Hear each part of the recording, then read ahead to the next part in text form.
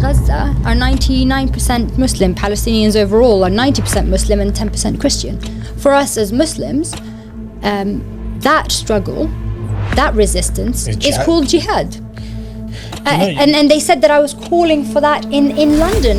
NHS doctor calling for jihad in London.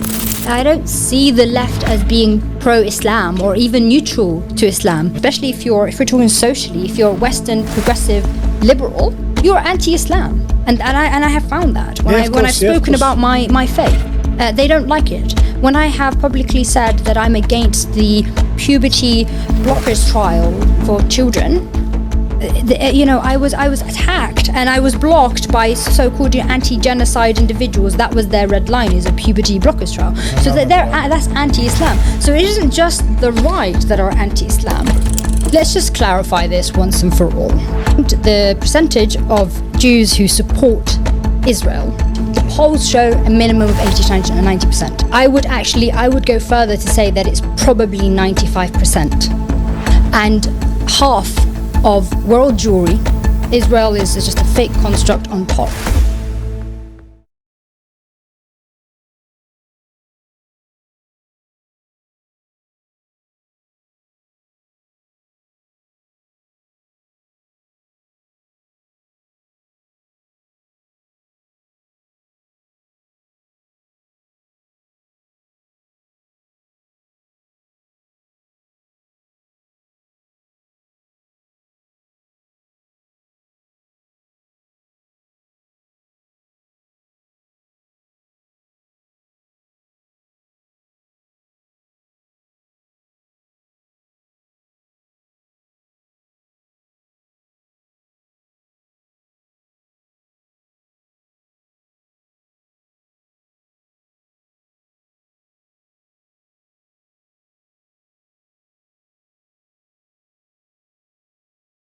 Assalamu alaikum wa rahmatullahi wa barakatuh, my dear brothers, sisters, friends and the foes out there, and welcome to another episode of the Blood Brothers podcast with your host Dilly Hussain.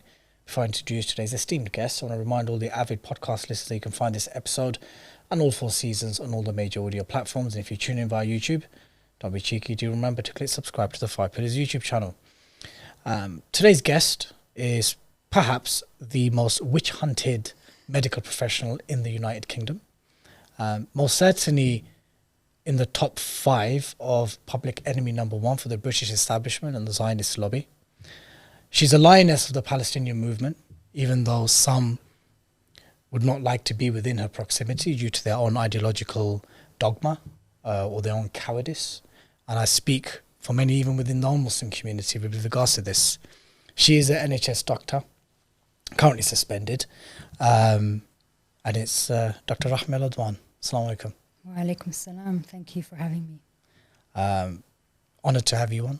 I think this podcast was well overdue. We tried making it happen earlier. We keep getting arrested. Indeed, yeah. Well, the honour is mine. And yes, I've got arrests, four arrests under the belt now. And 3 in the last 6 months. 4 in under 3 months. Subhanallah. How's your mum? How's auntie?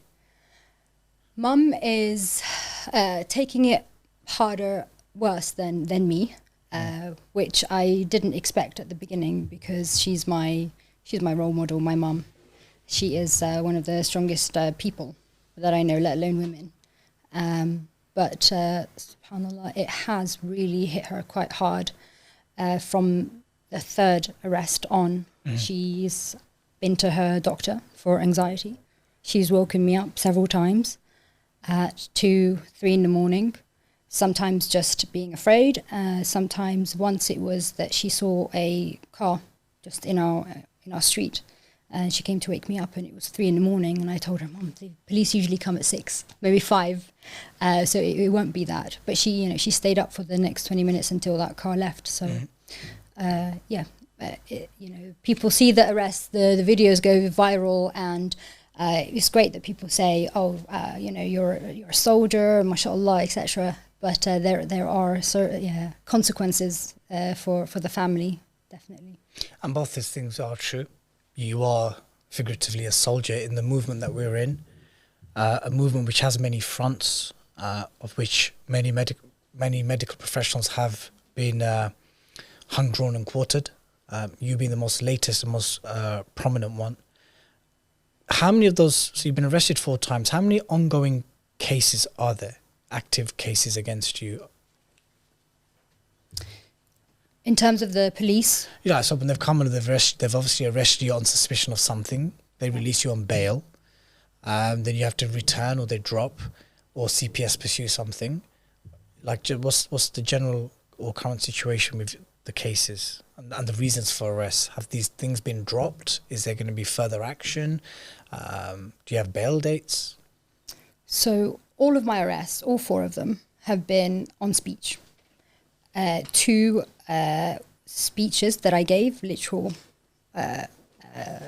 audio, me speaking at rallies, and ex-posts. That is why I'm getting arrested, which I think is, it's really important to note because of our completely diminishing freedom of speech in Britain. None of the cases have been dropped. So 4 arrests. The 3rd one was supposedly me breaching my bail. Okay.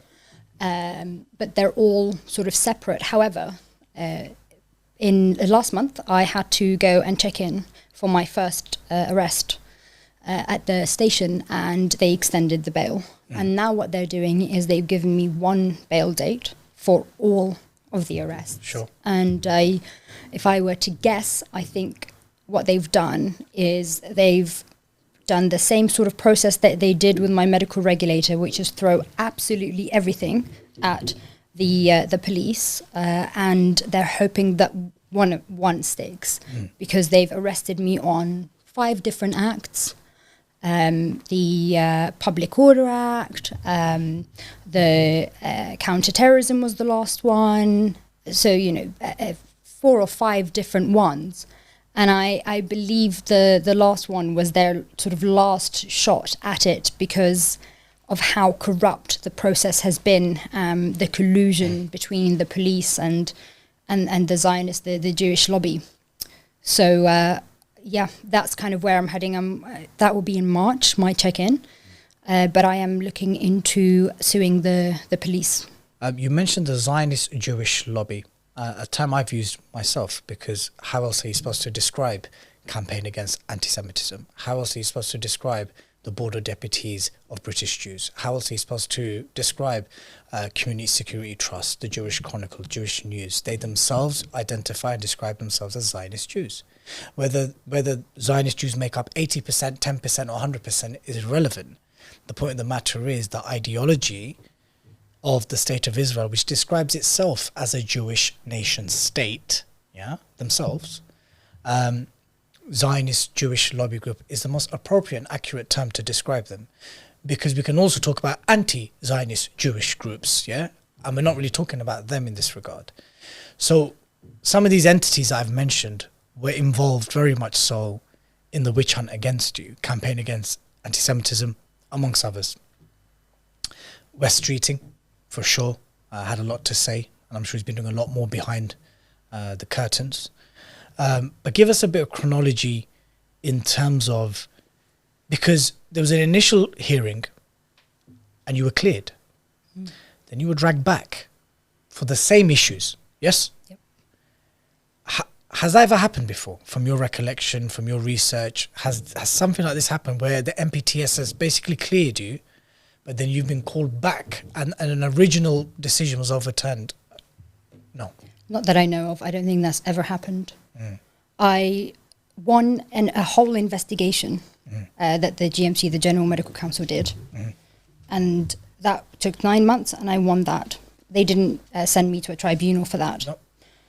The lobby reacted in a very negative way by smearing me in the Daily Mail 2 days later with the title of "Are Jews Safe in the NHS?"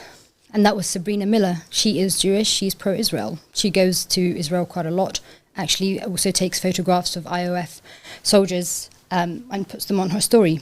All publicly accessible, by the way. This is no conspiracy or blood libel of any nature. Carry on. This is all documented. I've documented all of this on my X account. Everything that I ever say about any people or organizations involved is public information, and the proof is all on my profile. And elsewhere.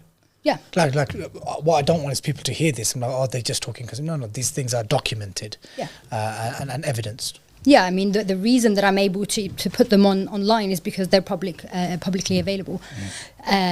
So I won a full investigation from my medical regulator. And again, this was UK Lawyers for Israel saying that I am an anti-Semite, even though I, as a Jordanian and part Palestinian, I am a Semite. And most Jews are not Semites. Well, it's actually not the Ashkenazis, for sure. Exactly. Then another investigation was reopened. This time it was many groups and many individuals. The individuals that I know that complained were Jews, so they were Jewish doctors, and the organizations were the Jewish organizations. By the way, one of my arrests for me breaching my bail was because I posted that I've been suspended, and I said the culprit is the Jewish lobby. So they basically do not want me to say Jewish, even though, like you said, those groups don't actually call themselves Zionist Jewish groups. They just call themselves Jews. And actually what they do is they say that they're there to protect the Jewish community, not the Zionist Jewish community. Let's just clarify this once and for all. The percentage of Jews who support Israel as a so-called self-proclaimed Jewish state, polls show that that's between 80 to 90% minimum. And these are recent polls. And this is throughout the history of this criminal existence of this entity. I would go further to say that it's probably 95%. I'd put it somewhere around 80 to 85. This is the existence of Israel, the existence. So if we're talking about Jews who are pro-dismantling Israel, not two-state solution, just it not existing whatsoever, much smaller. I would say it's about 95%. The polls show a minimum of 80 to 90%, okay? And half of world Jewry, all Jews in the world, they are in Palestine. So to me, half of the Jews in the world are settlers on Palestinian land, because to me, the entire land is Palestine. So. Right? Israel is just a fake construct on top, and the whole point is to dismantle it. It's a colonial outpost. Yeah. So you've got half of the Jews are settlers on Palestinian land, and 80 to 90% of world Jewry support the existence of Israel. So when people say Judaism is not Zionism, Israel does not represent Jews, it represents the majority of Jews. I've never said that it is all Jews, okay? Because we see there are Jews who clearly say we're against the entity of Israel. So a lot of anti-Zionist Jews, unfortunately, once you go into it, they'll say, I want two states, or they'll say, I want a one state for all. They don't support the repatriation of Jews who've come as immigrants. There's usually a line where it stops and it contradicts the principles of Palestinian liberation. So it is not up to me as Rahmeh, as a Muslim, as a part Palestinian, to make this distinction between Judaism and Zionism. I respect, if an anti-Zionist Jew, a rabbi from Neutral Carter says, they don't represent me, I'll agree. But when anti-Zionist Jews, who are potentially 5%, minority, even to 20%, okay, let's give them 20%. If you are putting forward that this does not represent Jews, that's disingenuous. That's wrong.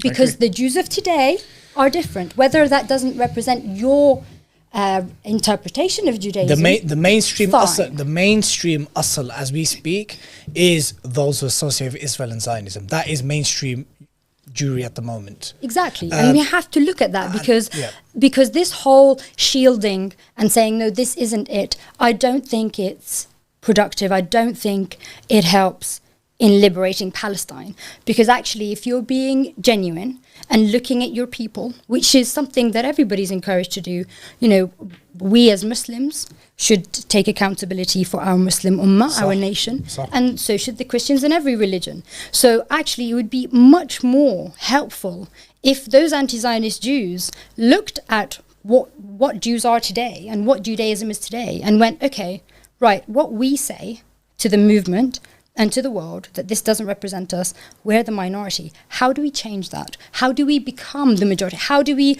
make, what we say representative of Judaism, because it isn't right now. And until they do that, which unfortunately they're really against doing it. They don't want to do that. At least I've seen. Anti-Zionist Jews are doing nowhere near enough than what they're supposed to do. I'm sure there's exceptions to the rules. There's academics and historians who, in particular spaces, there's commentators. But as a collective, irrespective of whether they're 5% or 20%, they're doing nowhere near enough. Let me give you a stark comparison. What's the percentage of the Muslim Ummah, who's what, 1.7 billion? Yeah? We are 2 billion. 1.72 billion, whatever the case is. It's a large number. It's 1/5. Yeah, Muslims are 2 billion, yeah. Christians are 2.4. Yeah. 1/5, 1/4 of humanity we are. How many do you think support Daesh? Like their aqidah, their manhaj, their methodology, their ways. Less than 0.01%. And that's us being generous. Yeah. 0.01%. Probably 0.001%. Yeah. How much did we have to explain and distance ourselves from that? A lot.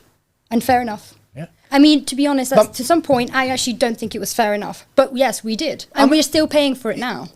And look, I've always said that we've spoken about this privately. They are not our teachers. Meaning just because they don't do it, it's not that we won't do it. But I'm saying that even for Daesh as an organization for which wars have been waged, countries have been destabilized, so much has been done domestically and abroad just on the premise that Muslims somehow sympathize with this particular group. And it's not even a fringe within a fringe within a fringe if we're talking about numbers. Compare that to Hindutva, India. We're talking 50-60% here who agree with Modi. Oh, really? Yeah. I didn't know that. Well, he's won 3 successive presidential elections. I mean, that speaks for itself. The entire Bollywood industry backs it. That's really interesting. Yeah. Because that's what actually a lot of anti-Zionist Jews and especially so-called Israelis who say that for me, you can't be anti-Zionist and be an Israeli. Okay, that's an oxymoron. You wouldn't have the identity of the oppressor that you're so against. But they say, it's Netanyahu, it's this government. But Netanyahu's been elected 6 times. 6 times. Do you understand? Yeah. So when you look at those comparisons, meaning the amount of apologism, condemnation, distance, attempts at redefining the foundations of our faith just to separate ourselves from Daesh, of whom, as you rightly mentioned, maybe not even 0.01%, because even that is a huge number. They don't have that support in the Ummah. Yet, having a discussion about where maybe 80 to 95% of what your faith representation is personified and embodied by the state of Israel, what do you expect is going to happen? Exactly. And when I gave a speech in Leeds, where I specifically said, I'm calling on my anti-Zionist Jewish friends and comrades to go into their communities to try and make change. Because I mentioned the fact that I don't think there might be maybe one, I think people said there's one synagogue that's anti-Zionist in this country. No Jewish schools are anti-Zionist. And I said, if I tried to go into the Jewish community to try and make change, I'd be called an anti-Semite. I'd be arrested. But this is something that our anti-Zionist, Jewish comrades can do. I got arrested for that speech. I got arrested for saying that. The Jewish Chronicle said that I gave an extremist speech where I wanted to hold the Jewish community accountable and responsible for the genocide. And they literally arrested me for saying it. They were outraged. So I have gotten to the point now. So what was the actual, when they came and arrested you for that specific statement, what did they read out when they put the cuffs on you? If you're able to remember. So that was where was the crime committed in what you said there? That was the second arrest. Or the alleged perceived crime that was committed? That was the second arrest, and they said that I was stirring up racial hatred. Okay. Because linking the Gaza genocide to the Jewish community would be basically putting a target on their back. Is that basically the essence of what they were saying? I mean... Or claiming? I guess they're trying to claim that, but... No, we know that's not the case, but... Is that where they're coming from? I guess they're saying that I am showing... sorry.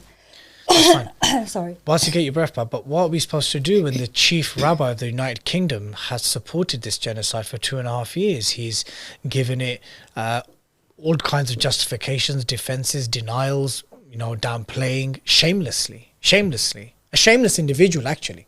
The chief rabbi. He's I don't call him chief rabbi. I call him Rabbi Genocide. Yeah. And I actually posted that, and that went into my bundle against my regulator. The quagmire that many find themselves in within the Palestine movement or the pro-Palestine liberation movement is obviously advocating for our brothers and sisters in Islam or in humanity or however it is that you see the Palestinians. I mean, for us, it's purely our brethren in faith, one of the same people. And when you're trying to advocate for their rights, their justice, their liberation, their haqq, we have to operate within this minefield of where you will breach hate speech laws or not. I mean, I had 2 detectives from Bedford knock on my door, Rahmeh, because I said that I believe Israelis that visit every single Muslim country in the airports when they arrive on planes, that they should experience protests against their visitations. I stand by that. I stand by the fact that Israelis should feel uncomfortable in every Muslim country that they visit. That's not a call to arms or a pogrom or to do them by harm. No. But they need to know that the people in the breadth of these 50 countries are not happy with your government, a government which you seem to successively vote into power and support their policies. So before I hand over to you, you are the living example of having to live and operate within this minefield of what constitutes as hate speech and what doesn't constitute as hate speech. What's seen as racial hatred, stirring racial hatred, and what isn't. And now in the more recent case, what is understood to be material or vocal support for a prescribed group or terrorism. How you been doing it? Like this is the space that we're operating in. And then we're not even, which we're going to get into now, we haven't even got into the gatekeepers within this space. Oh yeah. What's happened is that the Israeli lobby, the Jewish lobby, has gotten to the point now where they are not happy with the current laws on speech. They're not happy with the current laws that on prescribed organizations. And because I'm quite careful, actually, even though people might say I'm quite brave with my speech, I would say I'm principled and just blunt, just truthful. But I know the law, and I know that I've not said anything illegal or unlawful. So what they're doing now is that they either want to change the current laws to stop us from having a principled position against Zionism, against the entity of Israel, and speaking out against the genocide, or they want to operate under a secret framework that they're developing to use the counterterrorism to brand us as extremists that will allow them to almost not surpass, but to forego our rights. And they're doing it through the police, they're doing it through employers, regulators. The judiciary. Exactly. So, when I was arrested the first time, it was 2 days before my tribunal, the officers were telling me that I gave a speech where I said that Israel shouldn't exist. That was part of the spiel they were giving me as they handcuffed me to take me to the police station. So just to be clear, is that a criminal offence now to believe that Israel as a state should not exist, considering it's an apartheid regime, considering its involvement and perpetration of a genocide? Is that a crime? I've not been charged. Okay. But the first sort of incident, they read out that I said Israel should not exist, that Israelis should not want to be Israelis, and another point that I made about Israelis or Israel. And I said there and then, if I had said this, even my mum, she said, "What you're saying, Israel? This isn't Britain." She's not talking about, this country. You're arresting her because she said something that you don't like about a foreign nation, a foreign hostile nation to Britain. And that's what they're trying to do. They're trying to make almost Israeli as a protected characteristic. Because they did ask me in one of the interviews, they said, "How do you think Israeli Jews feel about your post?" this is such a bizarre thing that the British police are asking me how. I couldn't give a shit what they think about the Holocaust, to be honest. Well, I mean, there's exactly. there's children being killed and women being killed and our brothers and sisters being slaughtered on an industrial scale. And you think I'm supposed to care about what an Israeli feels about my tweet? And then there are people who go and post this on TikTok and make videos about it and wear the lingerie of our martyrs and our shuhada. And we're supposed to care about their feelings. Yeah, this is where we're at in terms of ludicrousy. Madness. But also the act of stirring up racial hatred. I think that is really bizarre because... Have you ever stoked anything against British Jews?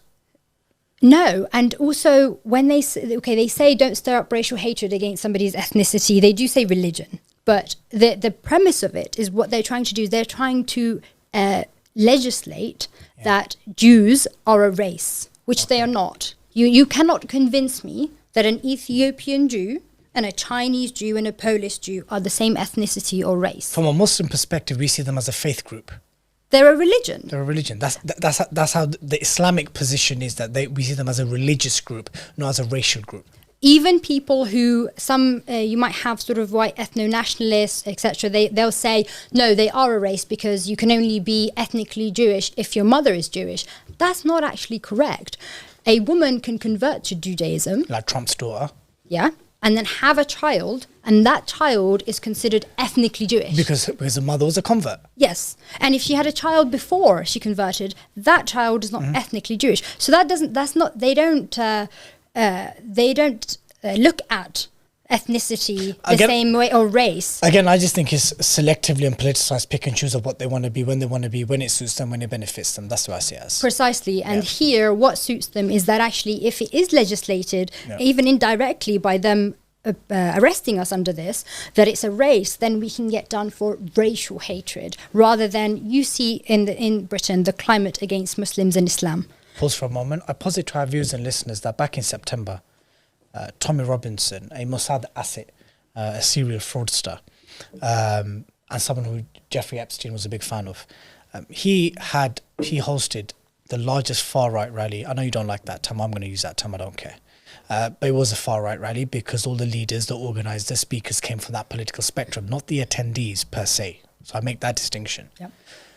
He had speakers speaking just footsteps away from Westminster, saying Valentina Gomez, that charlatan fraud, she said Muslim men are rapists and they're going to head chop your people, and then you've got some other Danish politicians saying that Islam is the real enemy in Europe. Islam needs to be ended in Europe. Now, when you look at the demographics of Muslims in Britain, 97% are not white. That's racial targeting of Muslims. Hosting a rally in the capital, you will never hear that about Sikhs, Hindus, Jews, Christians. 150,000 people in the capital cheering on to Muslims are head choppers and rapists and Islam needs to be ended in Europe. That was tolerated. No one got pinched for that. Those speakers were allowed to come and do what they're doing, and Tommy's going to be organising more with his Israeli and Emirati funding. So what I'm doing is what you're saying to me. I'm trying to liken examples about how the large disparity between a particular rule for a particular community here and another rule mainly for Muslims but the rest of us. Yeah.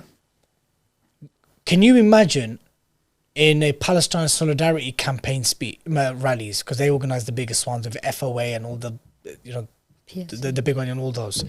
Imagine a speaker came and said, Jewish men are rapists and head choppers, or Judaism needs to be ended in Europe. Wallahi, everyone's getting lifted. Everyone's getting lifted, but that was allowed. That speech was protected just a couple of months ago, and Tommy's going to organise more of these rallies. So I'm not going to accept it. We shouldn't accept it. We shouldn't accept this, opportunistic and heavily politicized selection of when some within this community choose, actually not some actually, it's way more than some, We choose to be Israeli, we choose to be Jewish. We choose to be associated with that state, we choose not to be associated with that state. We choose to be associated with its policies, we don't choose to be associated with it. Yeah, it's our sons and daughters that are leaving this country as dual nationals and fighting there, committing war crimes and coming back. But we don't want to hear anything because you're going to hurt our feelings. Exactly. Wallah, like, this is the space we're working with. This is a space that we're operating within in the UK, in Europe, in North America, in Canada, in Australia. It's madness. Exactly. The chief rabbi's son is in the IOF.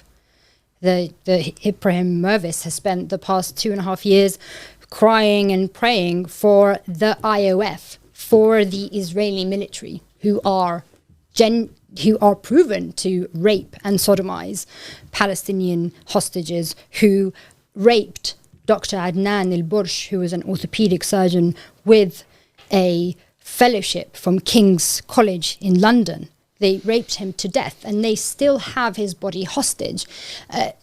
All of the crimes against humanity and the dismembered and decapitated, burnt alive children, men, women, the drone strikes on civilians, and we have the chief rabbi in Britain praying for the perpetrators. So I say this all the time.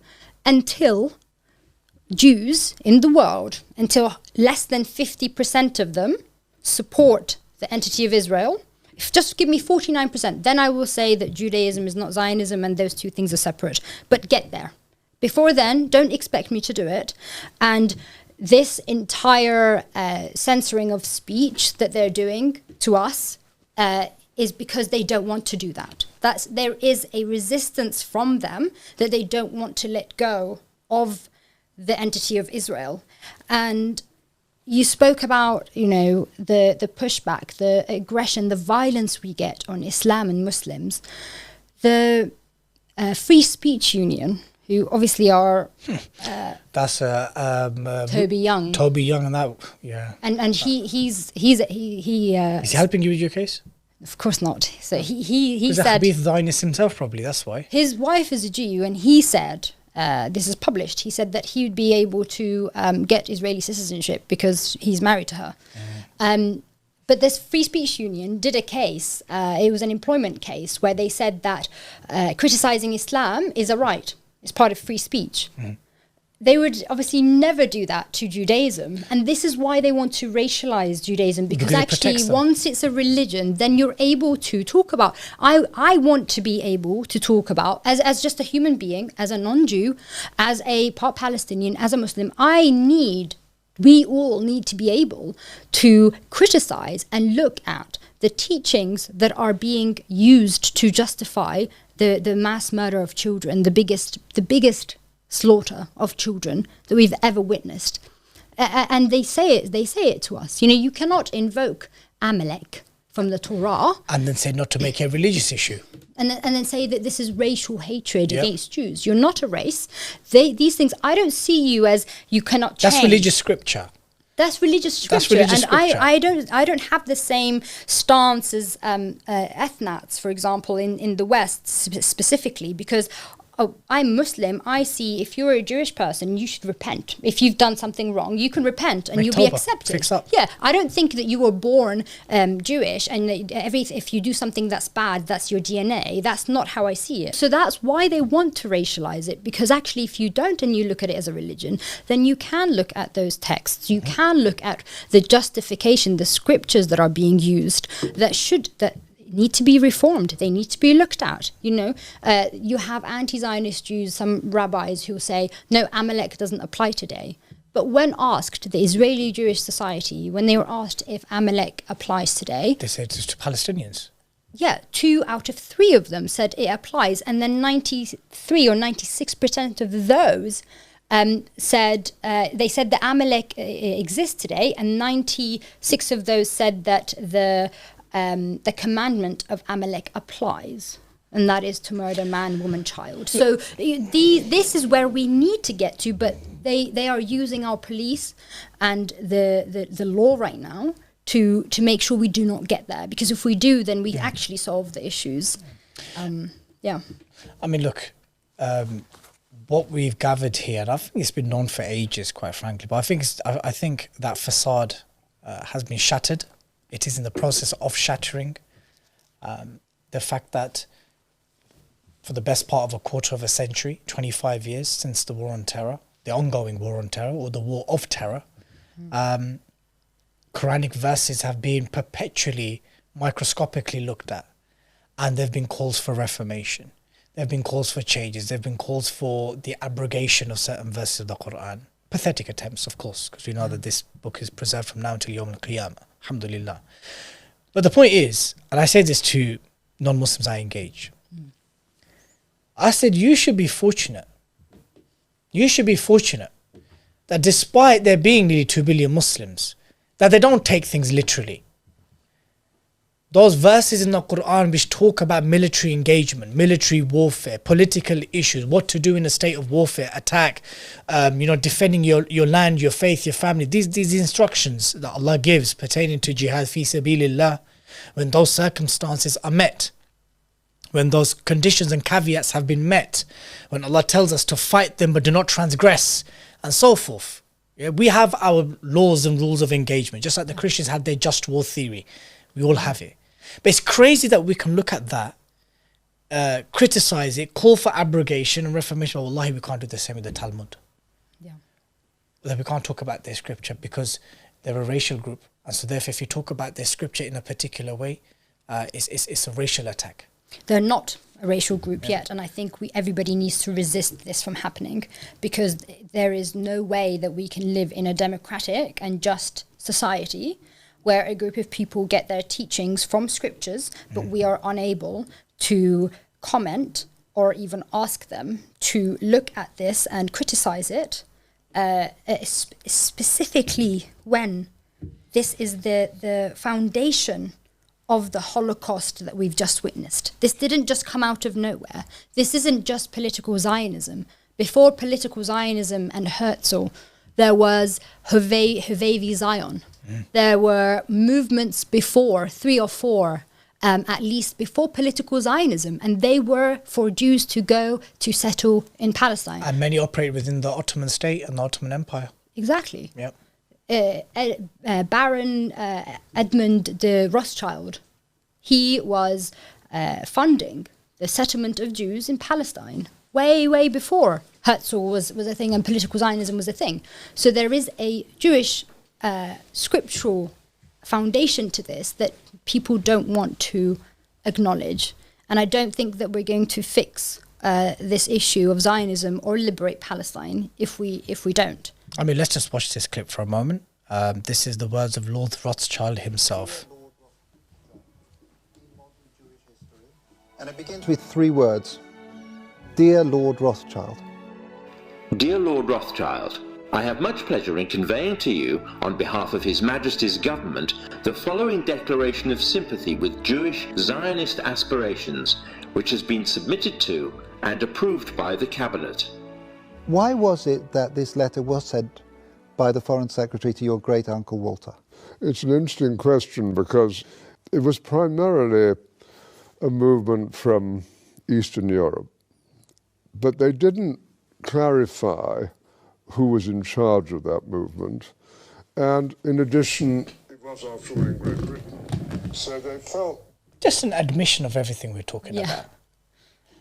But yet, again, this could be, stressing and pressing the lines of what could be deemed as appropriate speech or not. But literally what we're talking about, Lord Rothschild reaffirms. And I look at your case, I look at Abdul Wahid's case, I look at the fact that I had 2 CIDs knock on my door over a tweet. And the many cases, the door visits, the arrests, the whole notion around intifada and all this stuff, all of it. Yeah. And I'm just thinking to myself, hold on here, man. This is actually getting perpetually worse. And that's why a couple of weeks ago I tweeted when I heard that the highest number of referrals to prevent and the de-radicalization program has been of far right. And I tweeted saying, we told you, the Muslims told you, 15 years ago we told you they're going to come after our children first. And you cheered. You were happy that social services and schools were giving our children a hard time. The Cooker bomber case, all these famous cases that Prevent Watch and others have exposed. Now it's happening to your children. What are you saying? It's not nice, is it? And it's going to get harder. So when we talk about these notions and these conflations of Jews and Judaism and Israel, wallahi, for research purposes and for citation purposes, it's all on public record. All we're saying is that there needs to be, at least just for the sake of public discourse to kind of progress, make up your mind. Either Jews and Judaism should not be synonymized with Israel, and therefore you would assume there'd be distance, condemnation, like how Muslims did with ISIS, how Muslims did with Al-Qaeda, how Muslims are expected to do with Boko Haram, and so forth. And Christians here and there, and even they don't do it. They're no, I don't know of any church leaders, any prominent that have come out and said we condemned Bush and Blair for the war in Iraq and the war in Afghanistan. So like, if everyone else can face that, I don't see any problem by the very extension of consistency that the Jewish community also experiences that. The same pressure that we have to experience to distance ourselves from those who commit crimes in our names. And we're not even talking about non-state actors here. Daesh is a non-state actor. ISIS is a non-state actor. You've got a state that describes itself as the Jewish nation state. Surely you'd want to distance yourself from that. But we see the stark opposite. Precisely. They don't, is the reason this is happening. They do not want to do that. And my case proves... This was a direct attack. Apologies. No worries.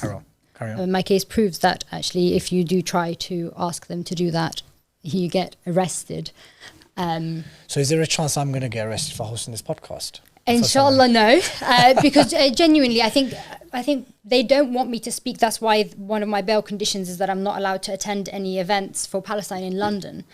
And that's why they arrested me on the 2 speeches that I gave in marches, because they don't want this to be heard, because it shows how ridiculous their position is when you actually get to hear the person they're persecuting. My first speech that I got arrested on, not the Leeds one, the London one, again, I believe that was, actually the byline was omitted. I think it was Sabrina Miller, but it was omitted. They were saying, NHS doctor calling for jihad in London. And that was because I said that the Palestinians have a right to armed resistance as enshrined by international law. And I actually, there's the video of it which they played to me in my interrogation in the police station. I look at the police officers and I give them a thumbs up and I go, as per international law. And I said that for us as Muslims, because Palestinians in Gaza are 99% Muslim. Palestinians overall are 90% Muslim and 10% Christian. For us as Muslims, that struggle, that resistance is called jihad. That's what I said, which is... and they said that I was calling for that in London. How can you lie and get our police to arrest? The truth is, they know we're not calling for that. But why would we? This doesn't make any sense. Why would? Look, we've been here before. If there are Muslims on the streets of London calling for jihad, calling for the Muslim armies of nation states to wake up, for Muslim rulers to either do something and stop being complicit and collaborating. Yeah. They're not calling on Muslims here to go and attack a random Jew in Stamford Bridge or in Golders Green. Exactly. Yeah? Or in a beach in Bondi in Australia. That's not what we're calling for. That's not what Muslims are calling for. That's not what jihad is. That's not against our religion. That's what the Muslims are calling for are 2 things. The right for Palestinians to defend their homes, their families, and their right to exist. Yeah? And secondly, they're calling upon the Muslims of that region to help their brethren for the sake of Islam, for the sake of Allah, and for the sake of humanity. International law recognizes a qualified right to resistance for people under foreign occupation, enabling Palestinians to struggle for self-determination. The particular statute is UN General Assembly resolutions such as Resolution 3817, amongst others. Yeah, 1972, 1984, there's many a statutes that say Palestinians can pick up a gun and defend their right to live, survive and exist if their home and their lands is about to be invaded or occupied or taken away from them.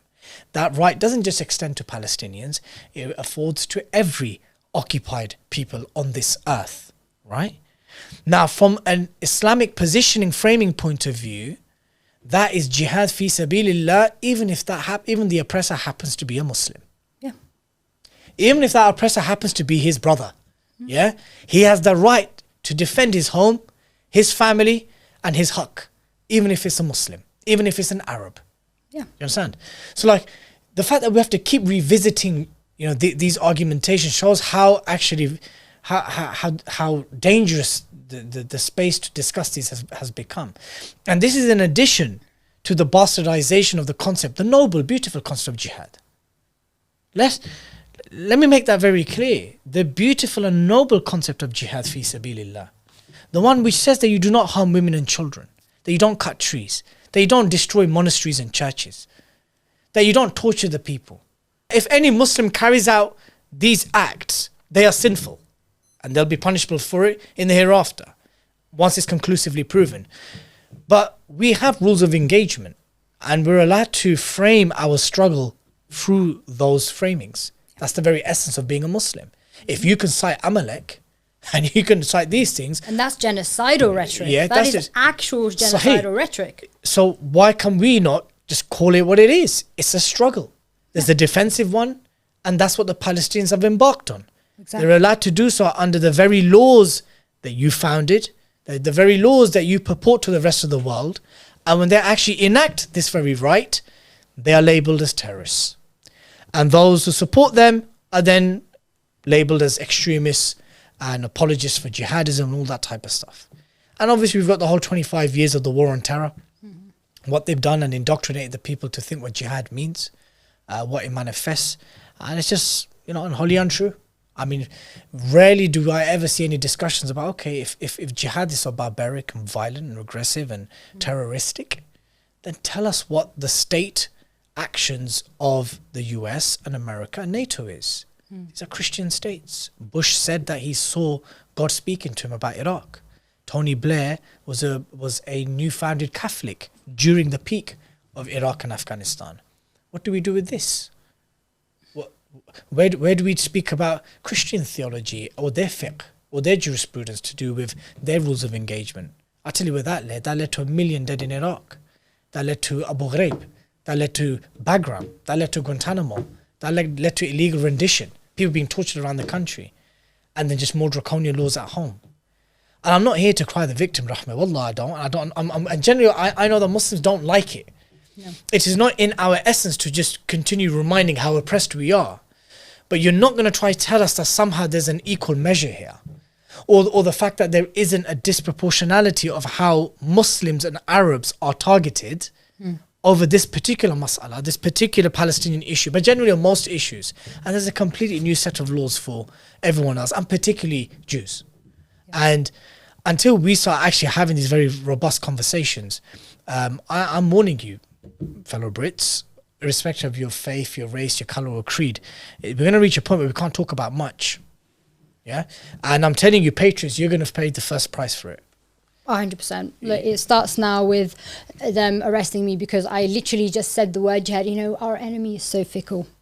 They're so afraid of words. And like you said, they've bastardized the concept of jihad, which is a beautiful, beautiful concept in our religion. We don't have to keep reminding them that there's internal jihad, there's external jihad. There's a physical, there's a non-physical. Exactly. Yeah. I don't need to sit here and defend my religion. You know, I know that my religion is just and it stands on its own and nobody can take that away. And our religion doesn't have a state which is committing a genocide as we speak. Yeah.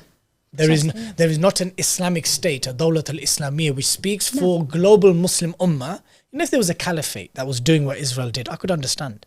If there was like a state which spoke for the Muslims, like the way Israel speaks for global Jews, if there was an equivalent, I could understand that. Yeah. But yet, that's not the case, but we have to answer as if it is the case. And those who are purporting a genocide with religious justifications are not allowed to be questioned or critiqued. That's exactly why it's happening.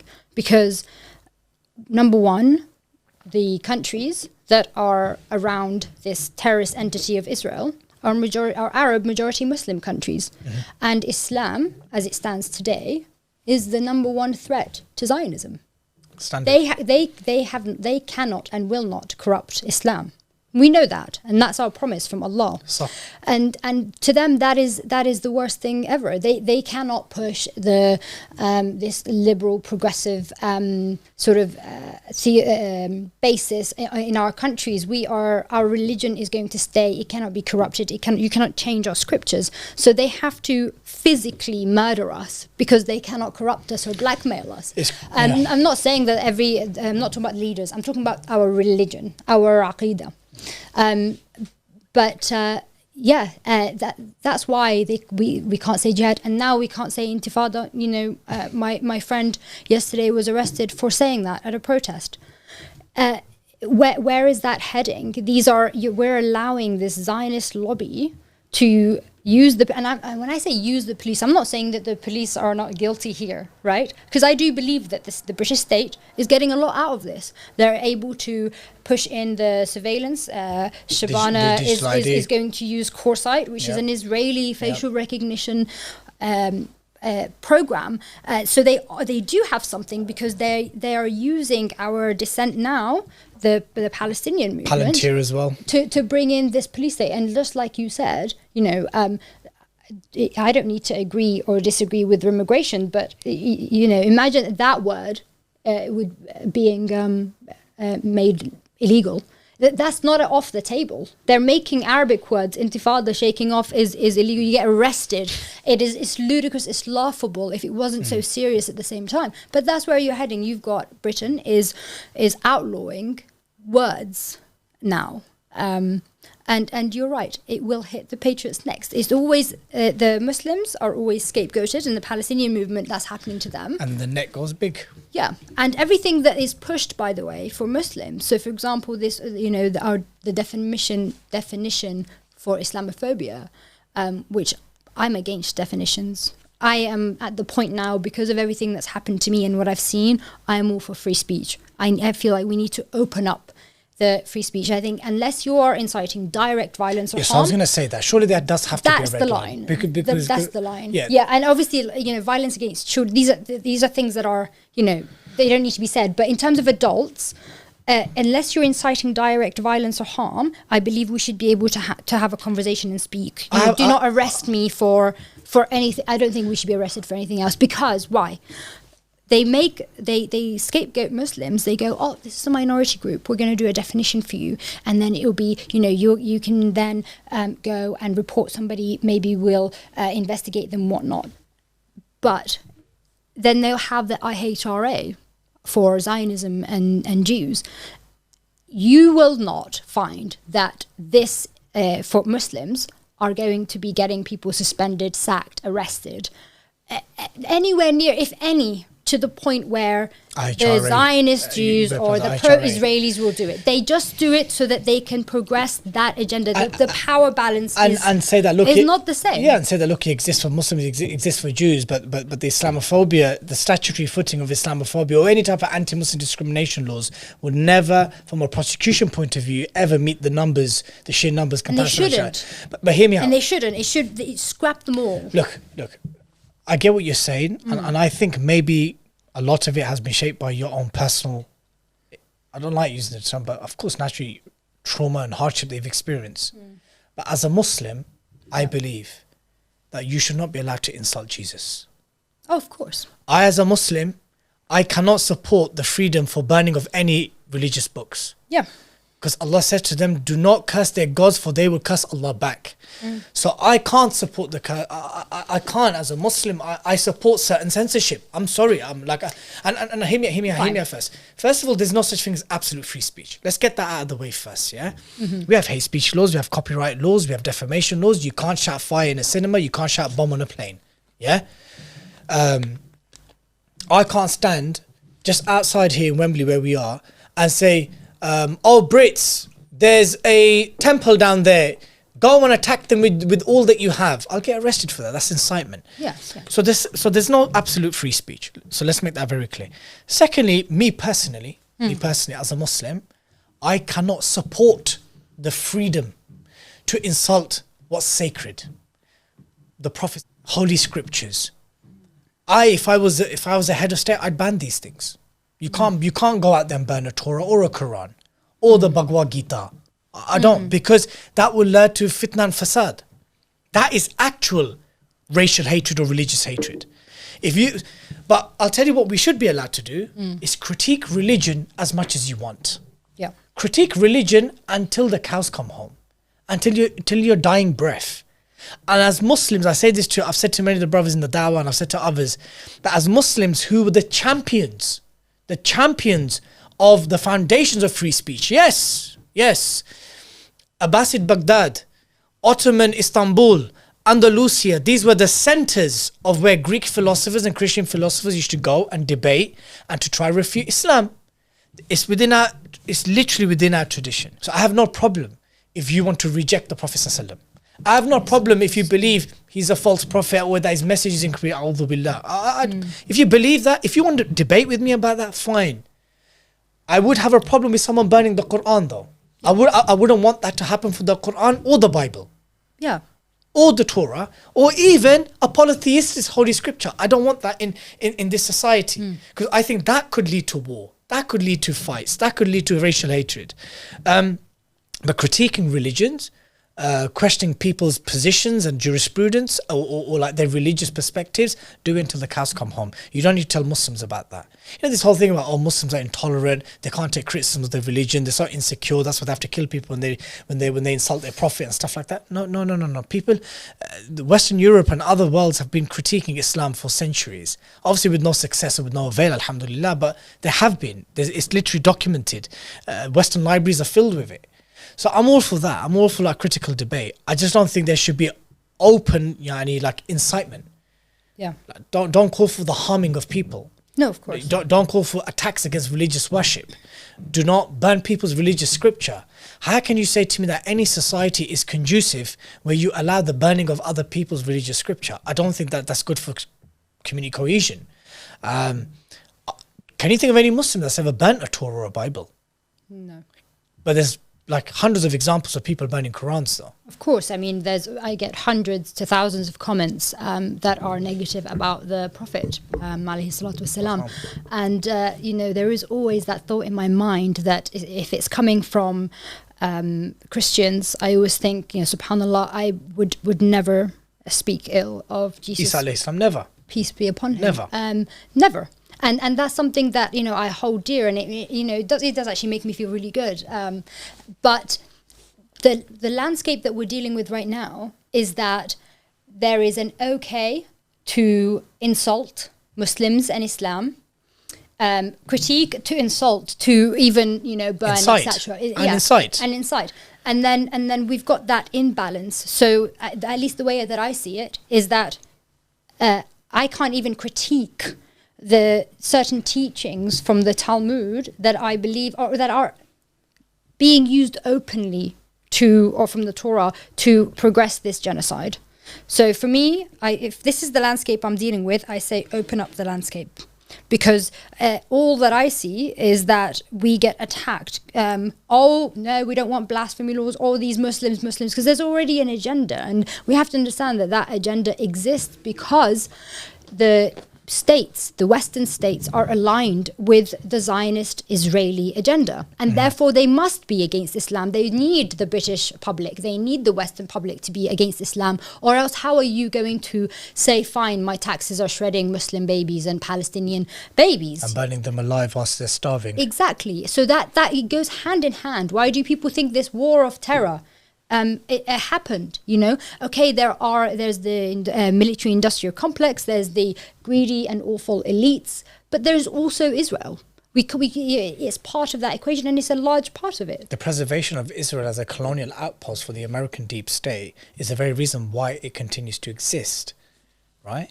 It remains there as a reminder, as a permanent fixture for now, that this is how it came about. This is right in your heartlands, and it's a reminder that Uncle Sam's protecting and funding this thing out here. And now, of course, with the surrounding regimes will also act as the Israeli Defense Force. And I think that's consistency that we rarely get praised for. That, you know what, Muslims generally are quite consistent. They'll call out Israel, they'll call out America's, not complicity, but sponsoring of the entire existence of the Israeli entity. but we will call out the regimes in the Muslim world. Of course. We'll call out those rulers, those collaborators, those regimes, those who have been funding it, giving it diplomatic cover, sending foods and resources during the genocide, whilst their men sit idly watching their brothers and sisters being shredded to pieces. We call them out as well. It's not as if we're only calling out non-Muslims or just Israelis. Alhamdulillah, I know you've consistently called out rulers and regimes. I haven't just called out rulers. I've called out the people. I got to the stage last year, I think mid of 2025 or even before that, where I said this is no longer Arab or Muslim leaders. This is leaders and people. You are responsible. You have a leader. You elected this leader. You may not have elected, but this leader acts for you, and therefore this is your responsibility. And it's specifically Jordan and Egypt. You are there. You have the biggest borders with our people. From Amman, the capital of Jordan, to Gaza, it's a 3-hour drive. From Cairo to Gaza, it's a 4.5-hour drive. Damascus, even quicker. Yeah, I think it's about 3.5. Yeah. So this is how close these nations are. You've got 70% of Jordanians are actually Palestinian. Of course, I call out leaders and people. And that's when I spoke about Jihad on my Instagram that's suspended, because those are the people that actually it's fard ain to go in and to defend your Palestinian brothers and sisters. You don't believe it's just the armies? No.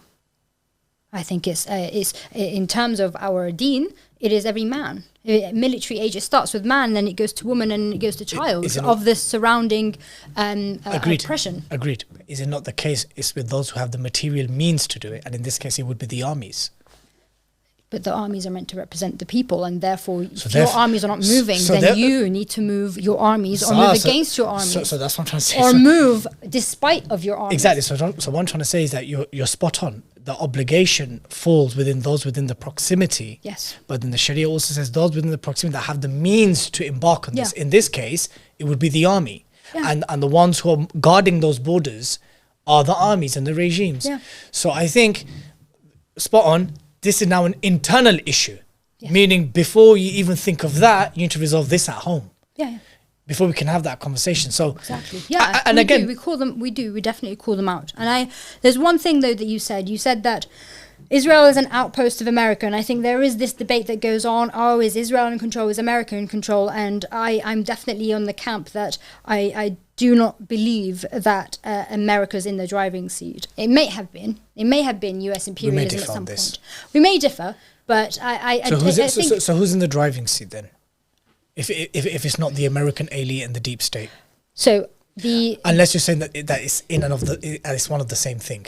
So potentially, however, if America was in total control, I do not believe that AIPAC would need to exist and to influence over 90% of representatives. But the very fact that it exists to influence shows.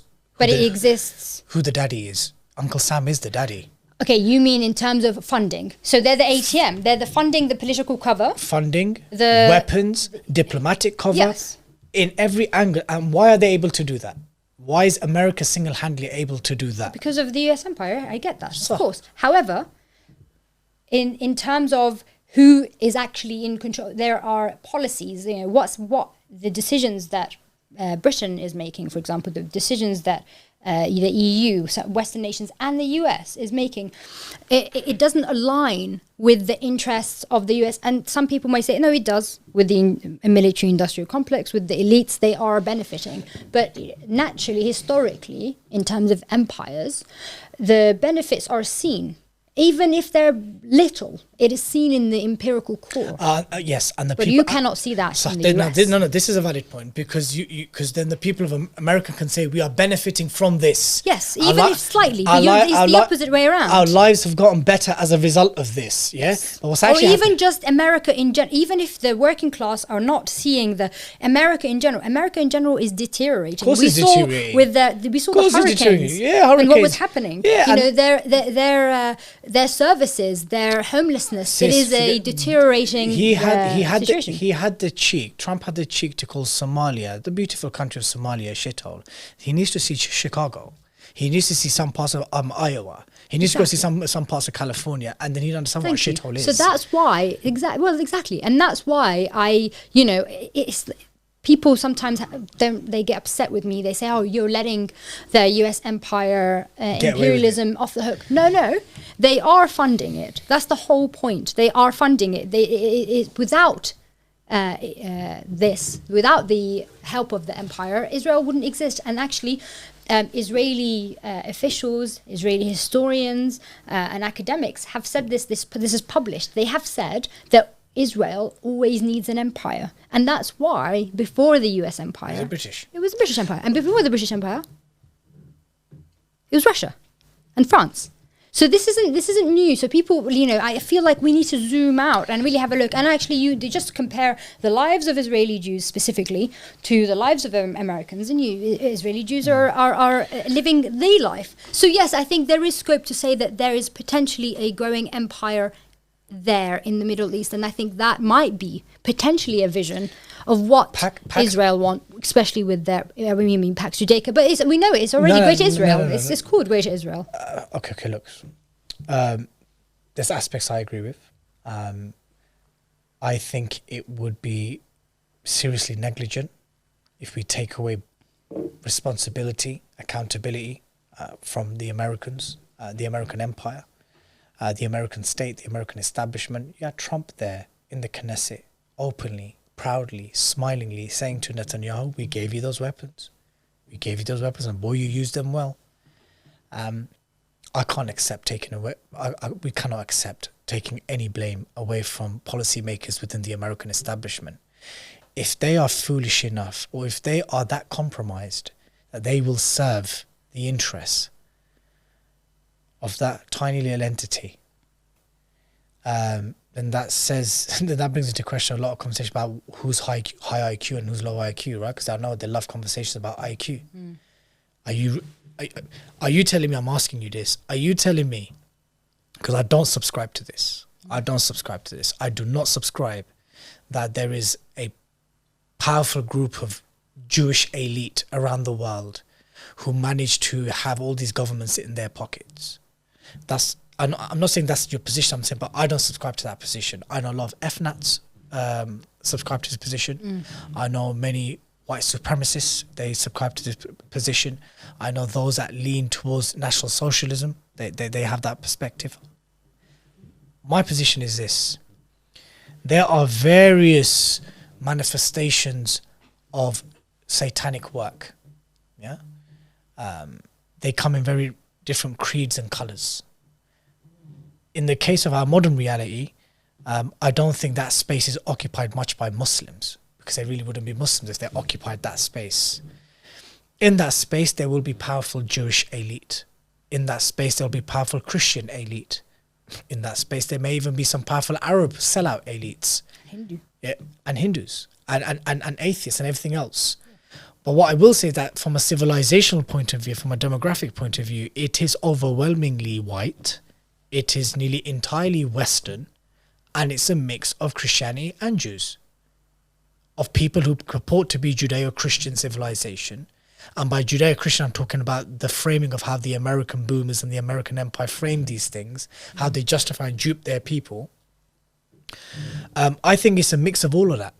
I think that America needs Israel to exist in the place that it exists because it serves its hegemonic interests in the region. Why else would you have bases there? Why do you have bases in the Arab world? Why do you have bases in the Muslim Arab world? I'll tell you what that does. That gives you the strategic advantage in key areas, which is linked to commerce and warfare.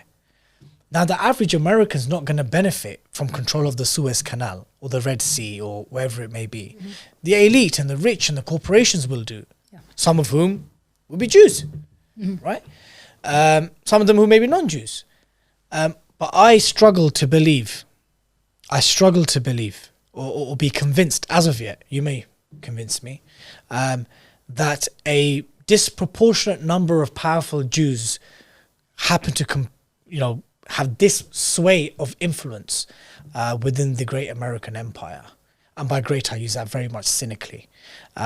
Pax Americana is just a continuation of Pax Britannica.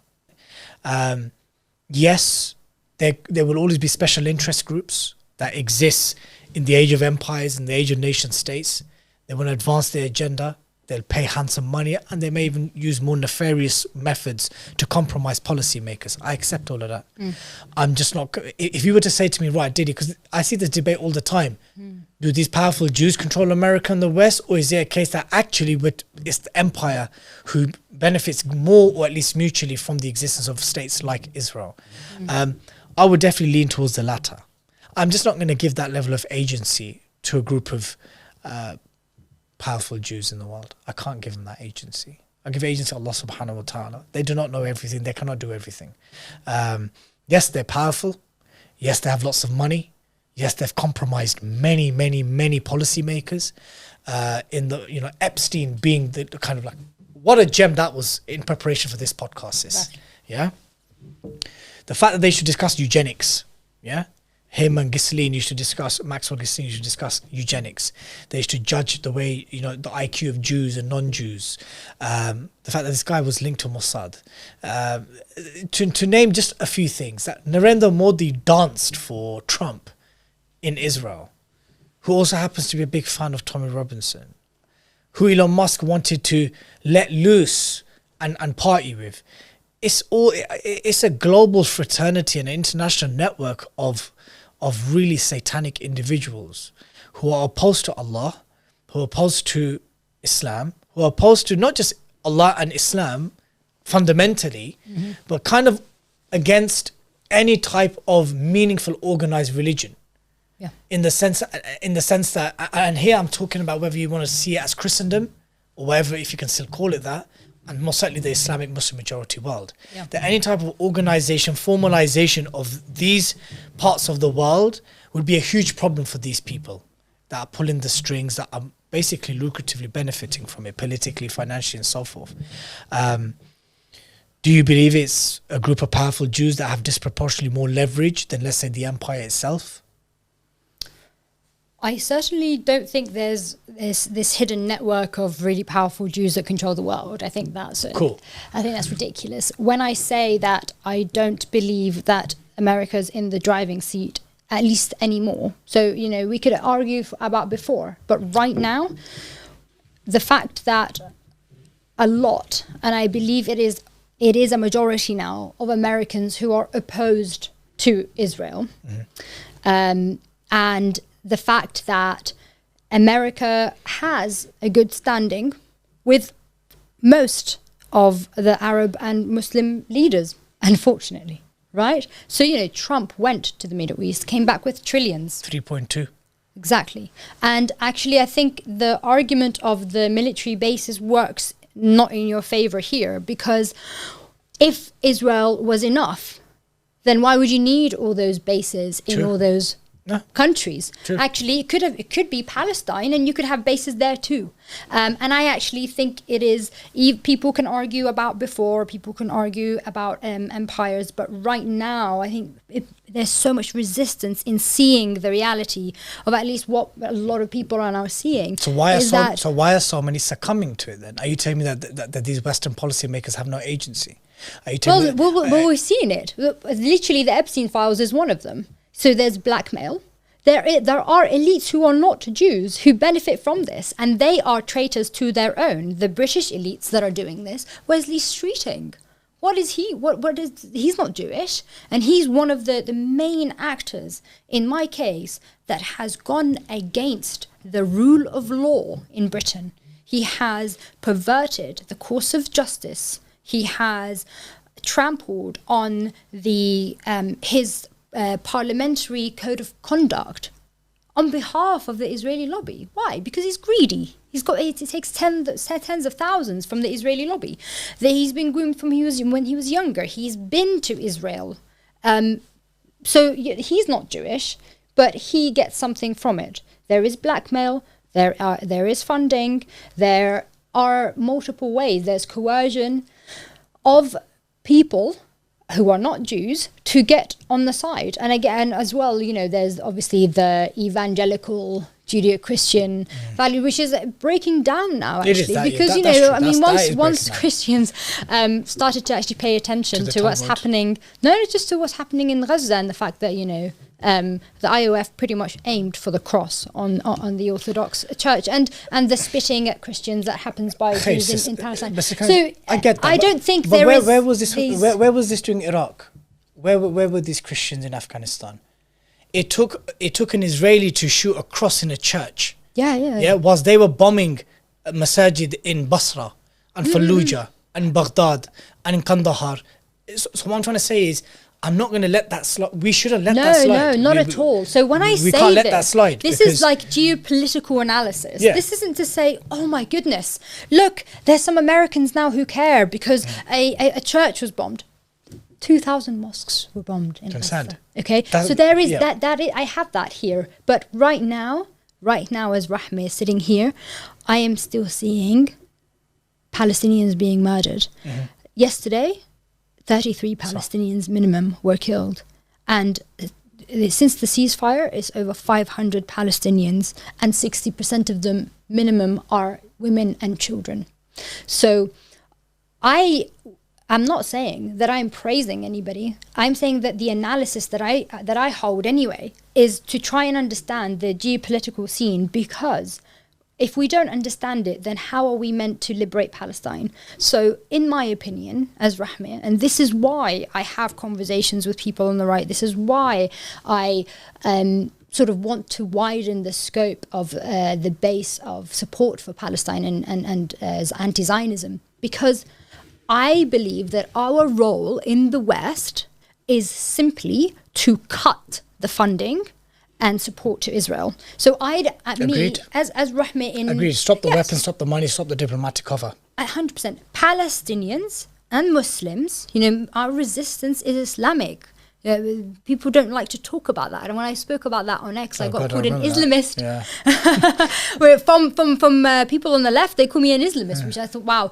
But Palestinians will liberate themselves. Muslims will liberate themselves, and through what the West is so afraid of, jihad, because we have this obligation, we have this duty for our oppressed brothers and sisters. My role here in Britain is not to take down Britain. I don't want to harm the British people. They're my neighbours. They're my colleagues. They're our qawm. They're our nation. I believe they're our qawm because exactly. and this got flagged the other day because someone misinterpreted or misheard me saying they're my goal. No, they're our qawm. We wake up to white Brits. They serve us. We go to school with them. We travel with them, whether they like us or hate us. Hundreds of thousands of them march for Palestine. I'm not here to take down Britain or destroy Britain or be against the British people or their way of life. I'm here to cut in terms of the Palestine movement, it is to cut the funding. And actually it goes hand in hand with the sovereignty and the independence of Britain. It goes hand in hand with the, indirect liberation of Britain from the powerful Israeli lobby. So I think that's why I talk about the power of the lobby. Do you believe Western governments are occupied by Zionists?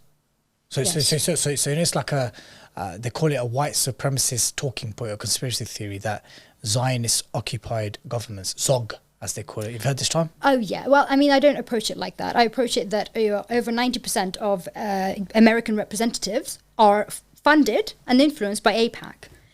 A quarter of British MPs are funded by the Israeli lobby. 80% of Tory MPs are involved with the Conservative Friends of Israel. Yeah. That is occupation. That is not normal. That is not independence. Yeah. These are all state actors that are traitors. Why can't it not just be the case that they actually agree with Israel?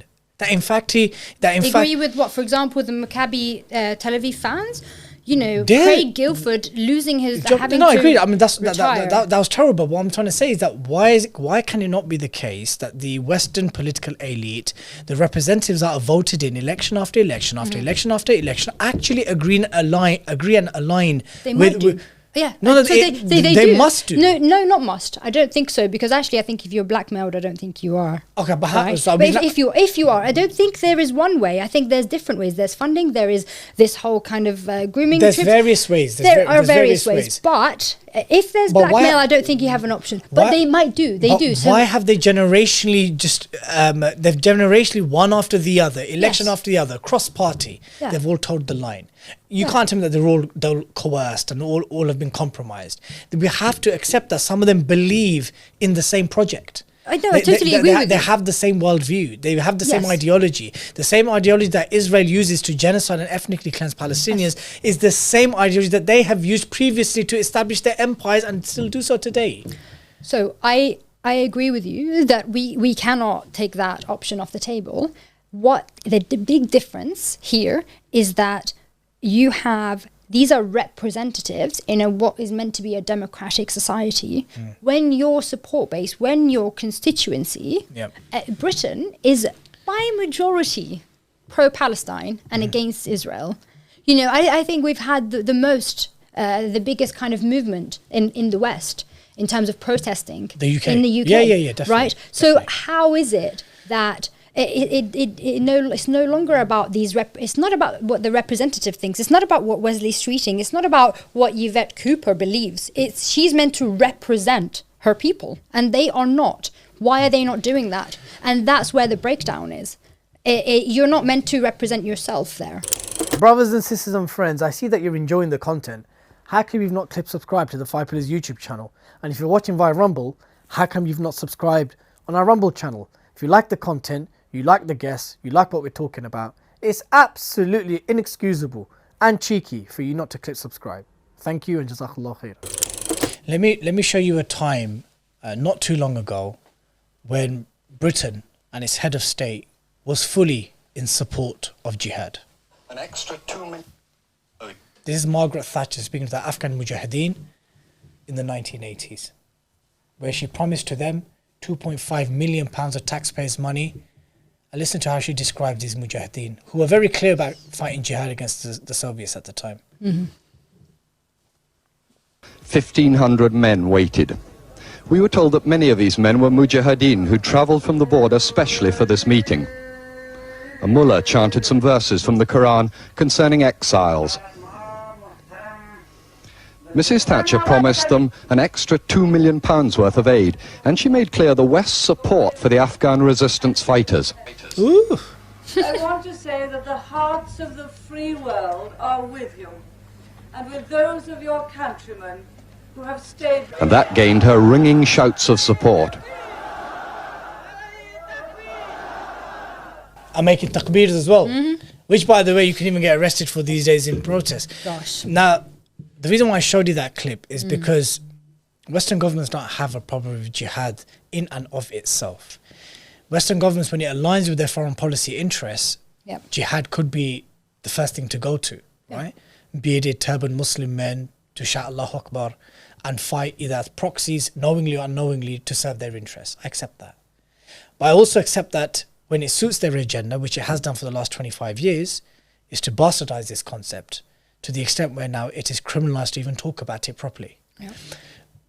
Same page there. Let me show you something a bit more nauseating than that.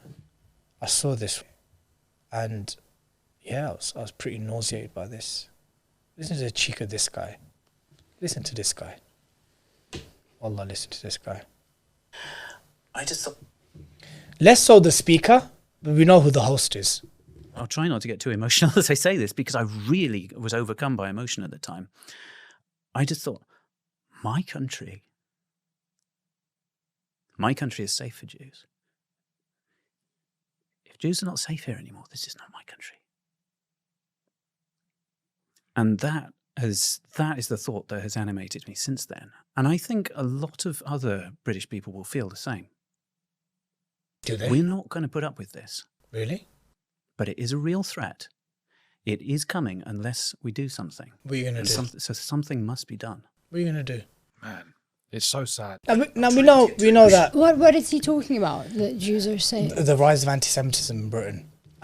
So look, we got here. Andrew Goldstein is a genocidal maniac. Yeah, this guy's a ghoul. This guy will literally justify the murder of babies and children with a straight face and literally play victim. That's what. But this is where we're at now, right? Where the likes of Andrew Gold and the Heretics podcast, and they're being amplified by Musk and on X, and Do you see this? Andrew Gold is a Zionist Jew. You talked about foreign policy being aligned. Who sets our foreign policy?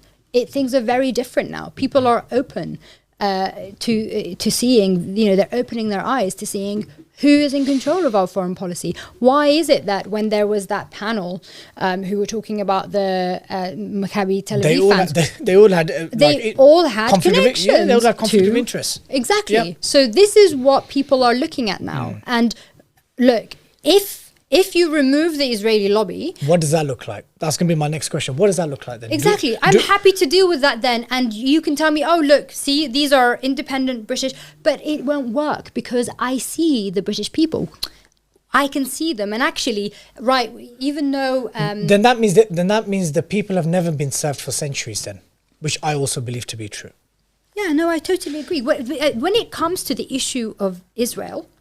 The people who are influencing the politicians, British politicians, our foreign policy, our employers, our regulators, our police, is the Israeli lobby. That makes sense. That's what they're here to do. It's just that it is one of the most powerful lobbies. And we are looking at the genocide. So people always tell me, oh, you think Jews control everything. Oh, you think it's all about Jews. It's all about Israel. I'm talking about Palestine. So of course I'm talking about the Israeli lobby. I'm not saying there's no other lobby, but I mean, if I talked about another lobby, I wouldn't get arrested. I wouldn't have been suspended. So there's, my case in itself also proves that the impact that this lobby is having, not just on me, my medical license, I've been suspended for 15 months without having hurt a single patient or ever made an error, but the impact that it's now having on our collective, it doesn't matter if you're Muslim or not, it doesn't matter if you're white or not, your freedom of speech and your civil liberties are being disintegrated because of the Israeli lobby having this much power in Britain. Yvette Cooper, she was given over 200,000 to prescribe Palestine Action. Palestine Action, all they did was spray some paint and try and stop arms to Israel, which the majority of the British public support. Yep. So, this is what we're looking at. This is where it's not about these hidden Jews controlling things. No, it's what we're seeing in front of our eyes. Yes, it is this powerful lobby. That's it. So I then posit to you again, let's say there was no Israeli lobby, or let's say they weren't as influential or as successful as other lobbies. Yes. Right? There's still an empire. There's still an empire that very much wants to, in various ways, monopolize the resources of not just the Muslim world, but the entire world. Yeah. They will happily wage wars to do that. They'll happily kidnap presidents to do that. Mm-hmm. They'll happily invade other brother white nations to do that. Mm-hmm. That's not the Israeli lobby. But right now? For us, you're saying. No, as in right this instance, I don't know what that looks like. We know what that looks like. We know what that looks like. But let's get there. Okay, no, we can look backwards, but we're here right now. So Vietnam, if we're looking at in Vietnam, terms of Britain, South Korea, Iraq, I agree. That's what it looks like. Right. I mean, actually, there were some. Yeah, I know. There's a conversation there about the nature of the Cold War and the double role played there. I get that. And there are a few British politicians who were called anti-Semites for saying that the neoliberalism that was surrounding Iraq and Afghanistan came from potentially Israel. They made those comments and they were branded anti-Semites. I don't know, but the way I see it right now is that we have proof that there is this lobby that is really powerful. Agreed. That is over most Western nations. Yep. It's definitely over the US. Yep. It's definitely over Britain. Europe, and the people Australia. do not want it. Yep. So the only way that we can deal with just the empire, just the elites, just this level is to get rid of the lobby first. So let's get rid of that. And then we can see what we're dealing with, and then we go forwards. It's not going to stop. I don't believe that. Oh, that's it. The elites are going to give up.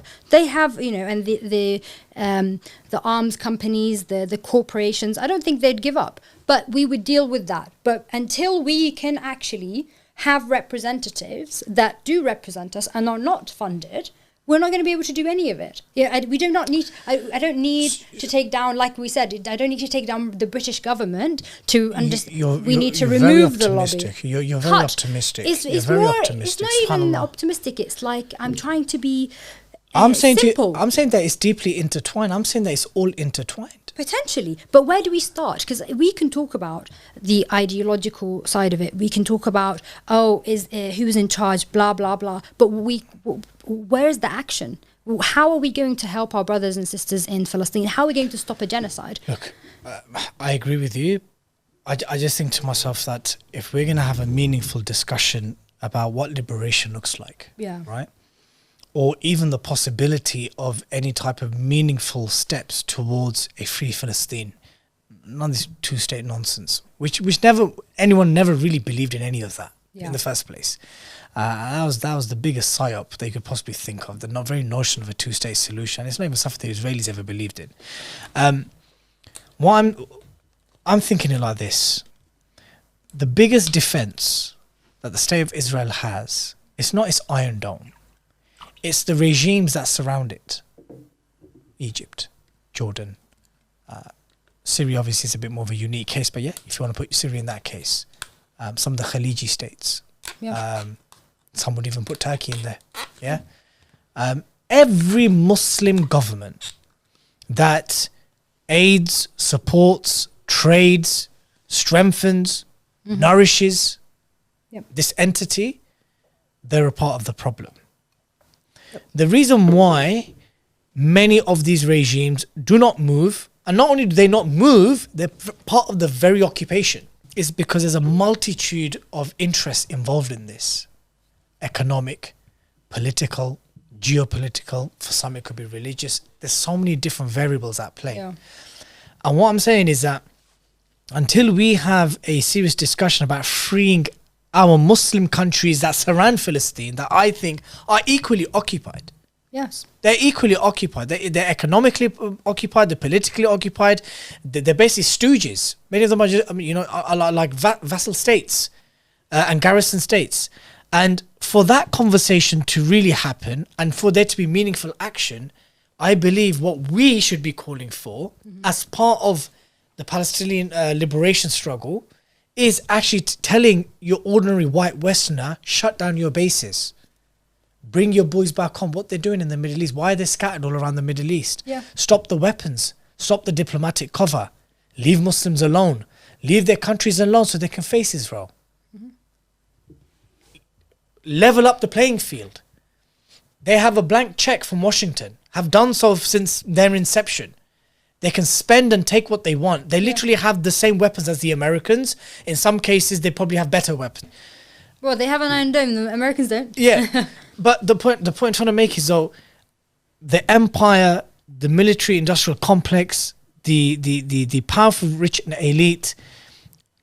For us to think about liberation and like Muslims mobilizing for that, there's obstacles there in the forms of military bases, in the form of CIA operating within our lands, within collaborators and people are complicit in the continued occupation of Palestine. And my fear and my concern is this, Dr Rahmeh, is when we talk about who's in the driving seat at the moment, driving Western foreign policy, particularly America, less so Europe, but it's the same thing in this regard. Who's actually driving it? What does the power balance look like? Is it one way or the other? Is it 50-50? Is it mutually beneficial to all involved? I would probably lean towards that. Not necessarily that, they're in the driving seat and calling the shots. To be in the driving seat and to be calling the shots, you need to have a group of people that are willing to be led in that way. People who would be willing to be bribed, to coerce, to be compromised. You need to be a particular kind of person to keep on doing. And then what does that say about all the political parties who have these equivalents in every party? The Lib Dems have them, the Tories have them, Labour has them, I'm sure Green Party will have them, Reform will have them. There's Zionists planted in every political party. There's Zionists planted in all spectrums of the political spectrum. And they're only able to do that because there must be some alignment in values, in worldview, in the way they see how this particular area of the world should be managed, i.e. the Arab Muslim world. That's what I'm saying, man. I just feel I just don't want to give a particular lobby so much agency when and risk taking away the very real role that empire plays with or without the Israeli Okay, lobby. fine. Let me ask you a question then. Faddal. I don't disagree with you. I think once we go from, like I said, ideological, hypothetical discussions to practical discussions, that's when people start to sort of get upset because they think, oh, you're letting empire off the hook. You think it's just the Jews, you know. For me, okay, practically looking at the situation in, let's just say, Britain, right? And it applies to if you're in the US. What would be, if you're a pro-Palestine movement, what would be the most reasonable step or goal that you would have as a pro-Palestine anti-Zionist movement? Money and weapons to stop and diplomatic. Brilliant. How do you stop that? There's various ways to do it. There's civil disobedience, there's mass protests, there's political lobbying, there's various ways to do that. Against what?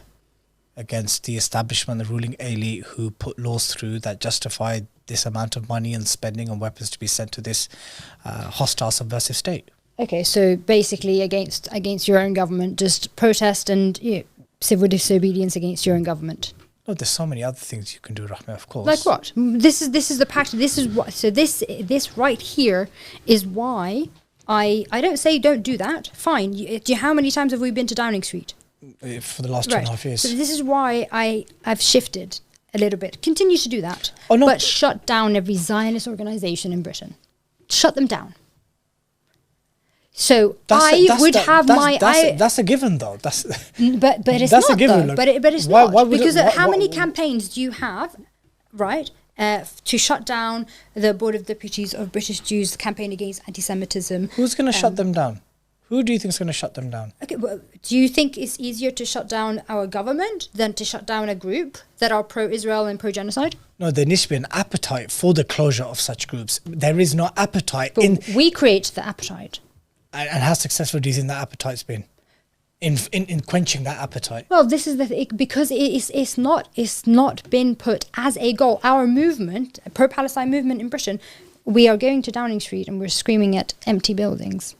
And we know... Can I just make it very clear that I do not believe mass protests plays any significant role towards the physical, the material liberation of Palestine, except that it amplifies the voice, the call, the public opinion as well. Opinion. No, kudos and respect. And I wouldn't downplay that. No, respect, continue. Yeah, but just like there was direct action against the arms companies, obviously prescribed now, Palestine Action, that was direct action against Elbit Systems, right? Fine. Why is there no direct action? Not in terms of like, I'm not saying go spray paint campaign against anti-Semitism, but I mean exposing the lobby groups, exposing their ties, the way they operate, and then reporting them. We do that. And attacking them with protest and lawfare. Because we have a right to protest, but we don't do it. We do it minimally, but not enough. And if you think about it, whether this is in the driving seat or not, me personally, I'll be selfish. I would have my license today if it was not for campaigning against anti-Semitism and the Jewish Medical Association, and obviously Wesley Streeting. But Wesley Streeting is being hauled in to meetings by the Jewish Medical Association and by these groups. So do BBC, so do all these powerful entities that are called on by this lobby group. Thank you. Right? So this is happening, and regardless of where you think the tail or the dog and the tail and the head, whatever, but we are missing a big faction here. Dr. Ellen Creasles, who was suspended for 9 months, she would not be suspended if it was not for UK Lawyers for Israel. Dr. Rehana, she revoked her suspension, but she wouldn't have been suspended if it wasn't for UK Lawyers for Israel. The same UK Lawyers for Israel who lied. But sis, we already know that the UK LFI and all these entities, the campaign against anti-Semitism, were the same people that basically got Bedfordshire police to come to my house. Of course, really? Yes, it's the same guys. Exposing them, opposing them. We've been doing that. We've been doing that before the genocide started. But what I'm trying to say is that I don't have much optimism. I don't share your optimism in that, I guess this is what it really is. Yeah. I don't share your optimism that large swathes of the Western public will wake up to the extent, I'm not saying they're not waking up. Yeah. They are waking up. Multiple polls are showing that anti-Israel sentiments is at its most highest in the Western world. That's unequivocal now. You can't even, that's not even up for debate. The whole kind of TikTok takeover, the algorithm on X, all of this is geared towards fooling the Western masses. Yes. But I do not feel, again, I don't share this optimism, I don't feel that they would be moved enough to change the course of its relationship, the government's relationship with the Israeli entity. Because there are civilizational overlaps. Okay, not civilizational. There are cultural overlaps. There is an affinity to how Europeans see Israel and how Israelis. I disagree. I disagree. If you are a reasonably educated, British, you're telling me that you're English native, and you relatively well educated, and you knew about. I'm not saying that the British presence in Palestine was okay, or I'm letting them off the hook. Okay, they were colonialists; they shouldn't have been there in the first place. They gave birth to that bastard child. Well, like, of course, yes. So this is like, and they put in place the practices that are still used today, like administrative detention and military courts. That's all there. But if you are a native Englishman or Englishwoman and you know the history of the terrorist attacks, of the Ergon, of the fact that more Brits died. They've known for ages. It's not really moved Not them. really. They didn't actually. Really? Before the genocide, a lot of the British public didn't know where Palestine was or what it was. And what do you expect them to do with that information? Do you expect them to wake up and start opposing Israel? They have been. I'm seeing it before my eyes. Okay. I'm seeing it before my eyes. I don't see it happening in large numbers. I'm seeing it not only before my eyes in terms of course, the left have been, active from the beginning. I'm seeing it in the centre. I'm seeing it on the right. And whether that's coming from a place of, oh my goodness, genocide, that's really terrible, or whether it's coming from a place of we want sovereignty independence, it is happening. And I just think practically, I'm not saying that we will liberate Palestine, but I think practically, in terms of us in the West as a pro-Palestine movement, if we don't put our attention and our resources into shutting down these lobby groups, we are missing the point. Okay, then I'll add to this then. Okay, continuing from that point. Some of the things that you've just mentioned and some of the framings that you've taken, I would say you'd find that type of discussions more, at least recently, in the right, or is perceived as the right, than to the left. And that kind of takes us into our next conversation, which is left or right. Yeah? Now, my position is this. Left or right is irrelevant to a Muslim. There'll be aspects of the left which we can perhaps identify with.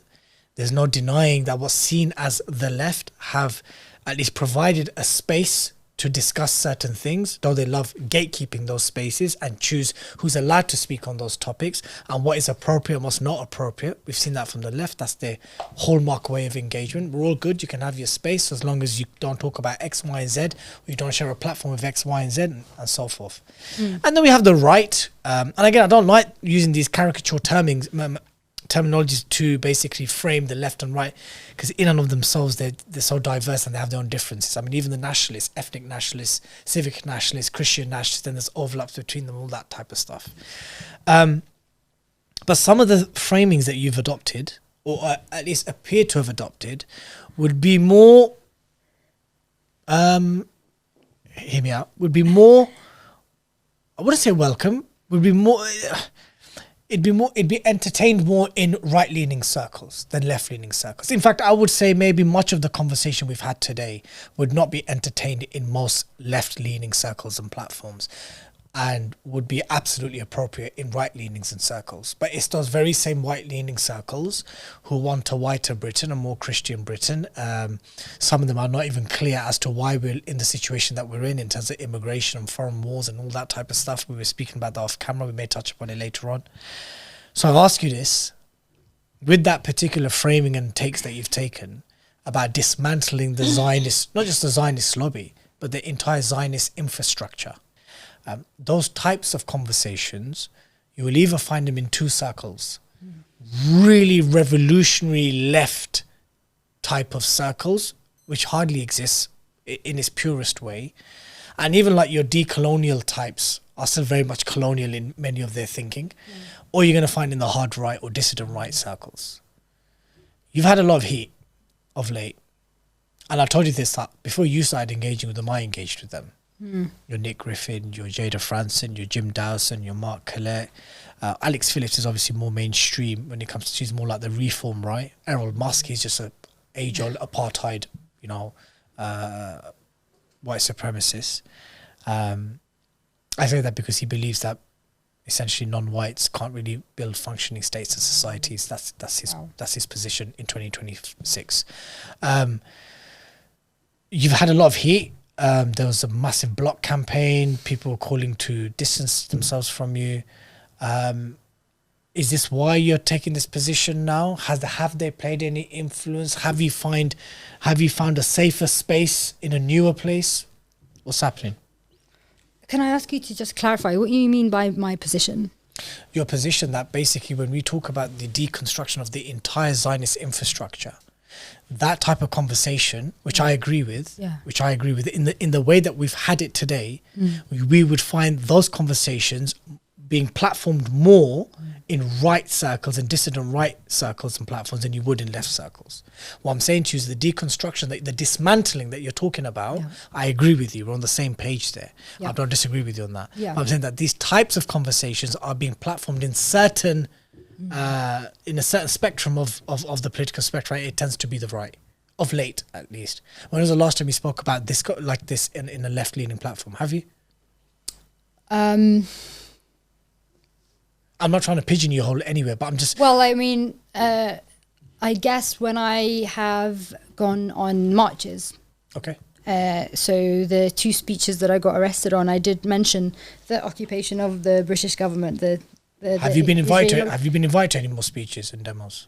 I have, but I can't go to London because of my bail. Of course. And obviously, I was arrested for saying that, and I do believe it's because they do not want this to be said, because it does appeal to the entire spectrum. It's something that everybody can agree on. We want independent British institutions. We don't want a force over the officials that we already have, influencing us. That's just too many levels that we can't even control. But I think it's a shame, and I actually find I'm trying to think now, why is it that we do not talk about this? What is the movement thinking in terms of how do you want to liberate Palestine? Okay, sharing the news is good. Marching, fine. Towards Downing Street, towards Parliament, fine. But what else? I don't even see this as a right-wing conversation. I see this as a fundamental conversation to the movement. It's a practical approach. But I'm saying those conversations, I'm seeing at least from an observant point of view, I'm seeing that these types of conversations are being more hosted and platformed in right circles than they are in left circles. Yes. I don't recall the last time a prominent left-leaning podcast or anyone like Navarro Media or Canary or anyone there is talking about the Jewish lobby or the aspects of Jewish supremacy, that actually the foundational aspects of Zionism is grounded on Jewish supremacy. I don't hear any of these conversations taking place in prominent left platforms. They're taking place in very prominent right platforms. Right? Yes. Whether no endorsement whatsoever, why would there be? But those conversations are happening in the Nick Fuentes circles and the Steve Law circles and the Nick Griffin circles and these type of circles. It's not happening in the Tommy Robinson circles. Yeah. It's not happening in the Nigel Farage circles. They're like the loudest of the right. And it's definitely not happening in the left-leaning circles. It's not happening in Palestine Solidarity Campaign circles. It's not happening on those type of... So what I'm saying is that given that, what type of reaction have you faced, and have you felt more comfortable having these conversations in that space? Because remember, Rahmeh, I had the same criticisms, if not more, for hosting Nick, Jada, Mark, Jim Dawson, all of them, right? Equal more heat. And remember this, there is a lot more that the Muslim community in the UK feels far more strongly against Nick during his time at BNP, and Jada during her time at Britain First, considering that they actually contribute towards an environment where our mothers and our sisters were attacked and mosques were attacked. And to have these people on the podcast here speaking on one of the largest English language Muslim news channel was a big thing. And I had to justify at the time, why am I speaking to these people who at a period in their life made the blood of my people halal, to dehumanize them, to attack them. Jada used to go and harass our elders in masajid, right? Nick Griffin, even though he argues against that now, but he was a key contributing factor in the northern riots. So to speak to these people who are traditionally seen as our enemies, or the left have kind of told us that they are your traditional enemies. And I would still stand by the fact that many of the individuals I've mentioned actually do have a deep dislike and distrust and, dare I say, even hatred towards Islam and Muslims. I certainly know Jada probably has those views. As a staunch Christian, I know that she dislikes the religion of Islam. She dislikes Muslims in this country. They've all told me that. But now these are people that we're having these conversations with, and we've had a backlash. So my question to you is, have you felt safer, and by safer I mean more comfortable, having these conversations in those circles than what you would have assumed, or many would have assumed would have been safer spaces to have those discussions, and that's the left-leaning circles? So I wouldn't say that I have felt safer discussing... Comfortable. Or even comfortable discussing Zionism, accommodating, Jewish supremacy, and the network of, you know, Zionist Jews or Zionism and pro-Israeli lobby. I would say that the people on the right that I have engaged with who share anti-Zionist beliefs are less restrained by whatever is going on around to enter those discussions and actually engage. So what I found now, you know, I can't ever take away from how much the left, the solid left in this country has campaigned for Palestine, right? Agreed. They platforms, protests, they've done so much. Whether you like it or not, they've been the flag bearers of it in the West anyway. Exactly, we like it exactly. Or not. And you know, some of the right factions of the right, like you said, it's not the civic nationalists, because they are completely aligned with Zionism. No, they're co-opted. But certainly some of the ethnats, some of the just white nationalists, or some of the, because actually I think people say far right, and I think the way I see it is the majority of the population isn't left. That's not what the majority of the population in Britain is. They're not leftists. In terms of hardcore left. No, maybe the not. Majority, maybe they Labour. I think there's an overlap in the two. I think it's generational. I think it's regional. I think in some places, your average white Brit might be socially conservative. So they might, you know, oppose gender politics or intersectionality, LGBTQ, all that type of stuff. So they'll be socially conservative there, but they'll be very liberal in other spaces. And I think it depends on. But when we talk about the left that is really pro-Palestine, it does tend to be specific faction, because again, the left is diverse. A lot of people still think Labour is somehow left, right? No, which obviously we don't see it as that way at all. No. So when we're talking about that kind of left, that is not the representative of the entire British population. Actually, the majority of the British population probably aren't even that political. Like the majority of them are probably sort of, you know, working class, labourers, or teachers, and they're not really that into politics. That's the reality. So there will be now. Yeah, and actually the ones that are getting into it on the right. So just because when I say on the right, people always assume, oh, it's the white ethno-nationalists. No, there's some Christians, there's some just conservatives there as well. Like who? In terms of people. Have you engaged with any? Have you engaged with any Christian nationalists that kind of align or sympathise or converge with some of the positions that we've taken? Yes. How sincere do you think they are? Do you see them? So when I speak to people, whether they're Christian or not, and I think it's easier to speak with Christians because there's that kind of banner of God. You know, there's that kind of faith, but still, I do feel that there's this pushback that I'm getting from the left they just assume that because I've spoken to a white ethno-nationalist or an English nationalist or a Christian, that we now agree on everything and that we're best friends, and that I'm saying, everything that you've gone through is gone now. But what is happening is there's way more censorship on the left.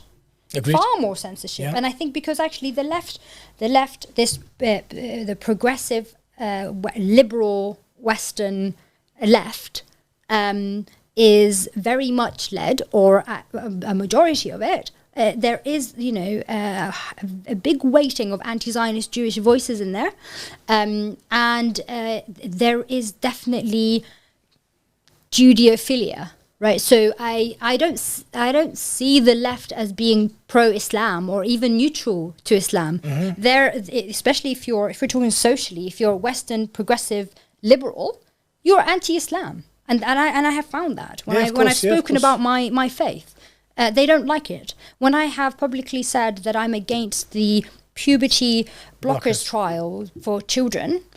I was attacked and I was blocked by so-called anti-genocide individuals. That was their red line, is a puberty blockers trial. So that's anti-Islam. So it isn't just the right that are anti-Islam, but the right are slowly, just like in the US, are going to overtake the left on the conversation of Zionism and Jewish supremacy. And the very right, which you think are less restricted here, are becoming increasingly draconian and pro-censorship in the US. We've seen that under the Trump administration. We've seen the way that ICE has been weaponized to basically deport people that protested against the genocide. Mm-hmm, mm-hmm. So what I'm saying here, I think it's interesting because before the cameras went on, you said to me, tell me the difference between left and right, Dilly, right? And my response was, at the root, at the crux of it, I don't think there is any difference. Yeah. But on paper, we can put differences: immigration, taxation, private ownership, social justice issues, the management of family and education. There's things we can put on paper. But I believe what we understand to be the left or the right, and everything in between, is distinctly a European framing and spectrum. I believe all these ideas emanate from a core foundation, which is basically secular liberalism, and obviously capitalism in terms of an economic worldview and how to manage those affairs.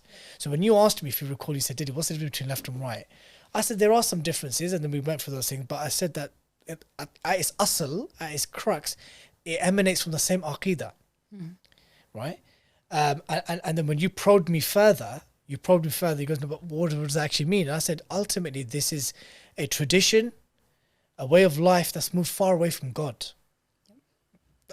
That's where I've put the root cause of all of this is. You can't say that the Europeans never had faith. They have faith. The white European, the white Westerner had faith. They had faith for centuries, over 1,000 years. Some of them had faith before the coming of Islam. Yeah? But they've lost it so quick. So radically, so willingly as well, I would say. And they've embraced it so much that we have all these different ideas and these left and rights. If we actually understand, for me anyway, in the West, the way I see it is that the progressive secular left is quite literally progressive. They progress their agenda, and you have the right are almost, especially the conservative ones, kind of try and stop it, but it never goes backwards. This is what's happening from the left side. But the reason I was ostracized was because I said anti-Zionism is not limited to the left.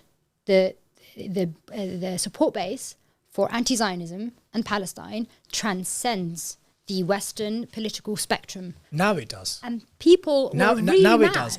No, people really angry. I said to them, I said anti-Zionism is not anti-immigration or immigration. It isn't LGBT. It isn't anything else. Yeah. It is its own. The pro-Palestine movement stands on its own, and it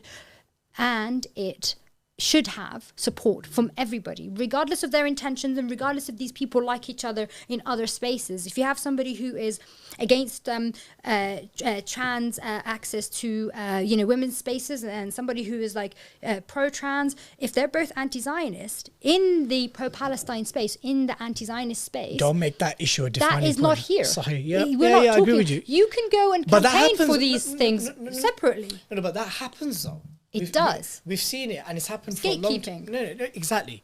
So what I'm trying to say is, whether it's queers for Palestine or whether it's you're anti-Zionist but you're anti-puberty blocks, which is a position you took. Yes. All of a sudden now the Palestine movement has been defined by principles that were never defined by Palestinians or Muslims, and were defined by left-leaning gatekeepers because they provided this space, because they were the flag bearers, that now gave them that entitlement to now we will define what is acceptable and not acceptable. Yeah. Is that what you've experienced? 100%. So that is basically what I was asking. Yeah. I was asking, and obviously that's not that's not happened to you with what's perceived as the dissident right, has it? No, if anything, the dissident right are usually quite welcoming and because I feel that the right, especially the dissident right, are very upfront about how they feel and where they stand, even if it's wrong. If I just think, this is completely wrong. They're the ones who are like, I don't like Muslims, just straight to your face. I mean, look, whereas I didn't find that out from some of the left until I said that I was proud of our Islamic resistance, and they went, "Oh, you're an Islamofascist or all that nonsense." Yes, all that. Yeah. So this is when I saw that happen to you. When I saw that happen to your next, I said, "Welcome to the party, sis. Welcome to the camp. Hijab, no hijab, they don't care. They're just certain framings and positions you take, done. You're written off, you're an Islamist." Jada sat there and she said to me, "Dilly, I don't think you're British and I don't think you belong here." 10 out of 10 for honesty, man. At least know where I stand with you. Nick sat there just a couple of months ago and basically said, "Look, Dilly, I want a whiter, more Christian, I want a whiter and more Christian Britain. That's it, plain fact. And ideally I want less Islam. I certainly want less South Asians." He's honest, 10 out of 10 for honesty. Yeah. My issue here though is with that constituency of sympathizers in the last 2 years, is that I don't trust them if they get into power. I don't trust that mindset when they get into power. I don't trust neither camps. Yeah. I don't trust neither camps. And I say this, and I'm going to probably say something, this may sound crazy, but I don't think it is, because it's historically documented. I'm not digressing because it's linked. Do you know how many from the right have said to me that we hate white lefties more than we hate anyone else? Oh, loads. I hear it all the time. That the first people we would probably jail for life, and we would happily put on these bolts back to wherever everyone comes from, it'd be the white lefties. MAGAs were celebrating Renee's death. Exactly, right? Which is outrageous, but they were doing it. And let's just zoom out a bit more. The 2 world wars, who was it led by, sis? Who were the competing main players in the world war? The white Europeans. How is that a European war became a global war? And then they had literally like Arabs and South Asians killing other whites because they had white wars. These are European wars. And these ideas of nation state and left and right and socialism and communism and capitalism, and this is their customs, this is their tradition, this is their ideology. It was born out of their struggle. So I see it as they're going to kill each other before they kill us. More than 100 million, 150 million Europeans were killed by other Europeans, right? Yeah. And their colonial subjects participated in those wars. I guess what I'm trying to say is, I too have experienced, at least in the last 2 years, that it has been easier to talk about Palestine, liberation, the Zionist lobby, its nefarious tentacles of influence within the very foundations of our everyday life and societies and institutions, that I've been able to have those conversations freer in those circles, whilst being called everything under the sun and people posting that picture of Hitler and the Mufti of Jerusalem together. I get that. I said, okay, fine, mate. Then any type of type of like, even like, not even an entertainment of these conversations. Let's take Matt Kennard from Declassified UK. Do fantastic work. I'm not going to take that away from them. Yeah. They do fantastic work in tracking those flights and holding military officials to account. But this is the same Matt Kennard who basically defended Bashar al-Assad and his crimes in Syria, or at least at the very least downplayed them. This is the same Matt Kennard who, when I hosted Mark Collette, quote tweeted me and said, "You should delete this and apologize." Wow. And I was like, bro, who are you? Like, where did you get that? Supremacy. Yeah. Where did you get that right to tell me? And by me, I mean, like, you're talking to, like, Yani, the co-founder of the largest Muslim news outlet in Britain. Yeah. That I have to apologize for hosting Mark Collette because you went to uni with him and he had a Nazi tattoo or something of that noise. How dare you? The audacity. Shut your mouth and sit down, boy. Yeah? You don't get to say nothing. So I've sensed that. And I'm seeing that you've sensed that. Yeah, the left, I will say this, the left love censorship a lot, and they do push it. And, you know, they are, unfortunately, very anti-Islam, and it seems that the Muslims who are given a lot of space or who are in those circles are not to wear their Islam with pride. If it ever goes against the secular, progressive, Western sort of liberal ideology. And unfortunately, what I'm finding isn't just that, I've had a conversation, for example, I had a live for about an hour and a half, with the National Housing Party UK. They're a right-wing conservative. Pat is a Christian conservative man, right? And I'd been following him for a while. And I spoke to them on their live, and we talked about Palestine. We talked about the role of Britain in the genocide. We talked about the funding, and we talked about anti-Zionism. And they do also. Paul also mentioned Jewish supremacy, actually, and talks about it quite a lot himself. Something you wouldn't get in the left circle, by the way, that would come. But what I've had is not. I just push back from the Western leftists who are pro-Palestine. I'm having Muslims who are in the left circles. That's a given. Who are upset with me, and to the point where they don't want to associate or come to an event that I'm at. Now, how many times has that happened to a pro-Palestinian who has gone and debated a Zionist or an Israeli Jew? How many times has that happened when people have shared platforms with literal Zionists? So, you know, this kind of... Yeah, not even that, even less kind of debate, less against each other, but just sharing, or liberal Zionists. So they're holding me to this strange standard based on their ideological differences with this right group that I don't hold and that we didn't even discuss. We just discussed anti-Zionism. This gatekeeping is so detrimental to Palestine. I mean, let's take one prime example, right? And by the way, the person I'm about to mention, I think he's a formidable orator. He's a fantastic debater. You know, there's not taken away from that in terms of his ability to interview, host, and probe and push and all that. Mehdi Hassan, right? Someone who is very much palatable to most Western white liberal audiences. Like, people would happily listen, promote, praise Mehdi Hassan, and they would literally put us in Guantanamo. Let's be honest about it. Yep. But is he healthy for the Palestine movement and its struggle and its amplification for its call? I would say to one extent, absolutely not. Detrimental. Yeah. But if we're just talking basic raising awareness, just to hear some fiery sound bites, what would be acceptable in liberal, left-leaning, palatable circles, then you can rate Mehdi if you want. But in the broader scheme of things, he's highly problematic. Yep. He's highly problematic because this is someone who foundation does not actually believe in any type of resistance, any material resistance against the Israeli occupation. That's a big problem. Because now if you don't believe in that, then what does your liberation look like? And anyone who is a cheerleader for the two-state solution after the genocide that we've just witnessed, I can't take you that seriously. And if you're a Muslim who takes these positions, I take you even less seriously. Yeah. And that's where the likes of Mehdi Hassan, who is a gatekeeper.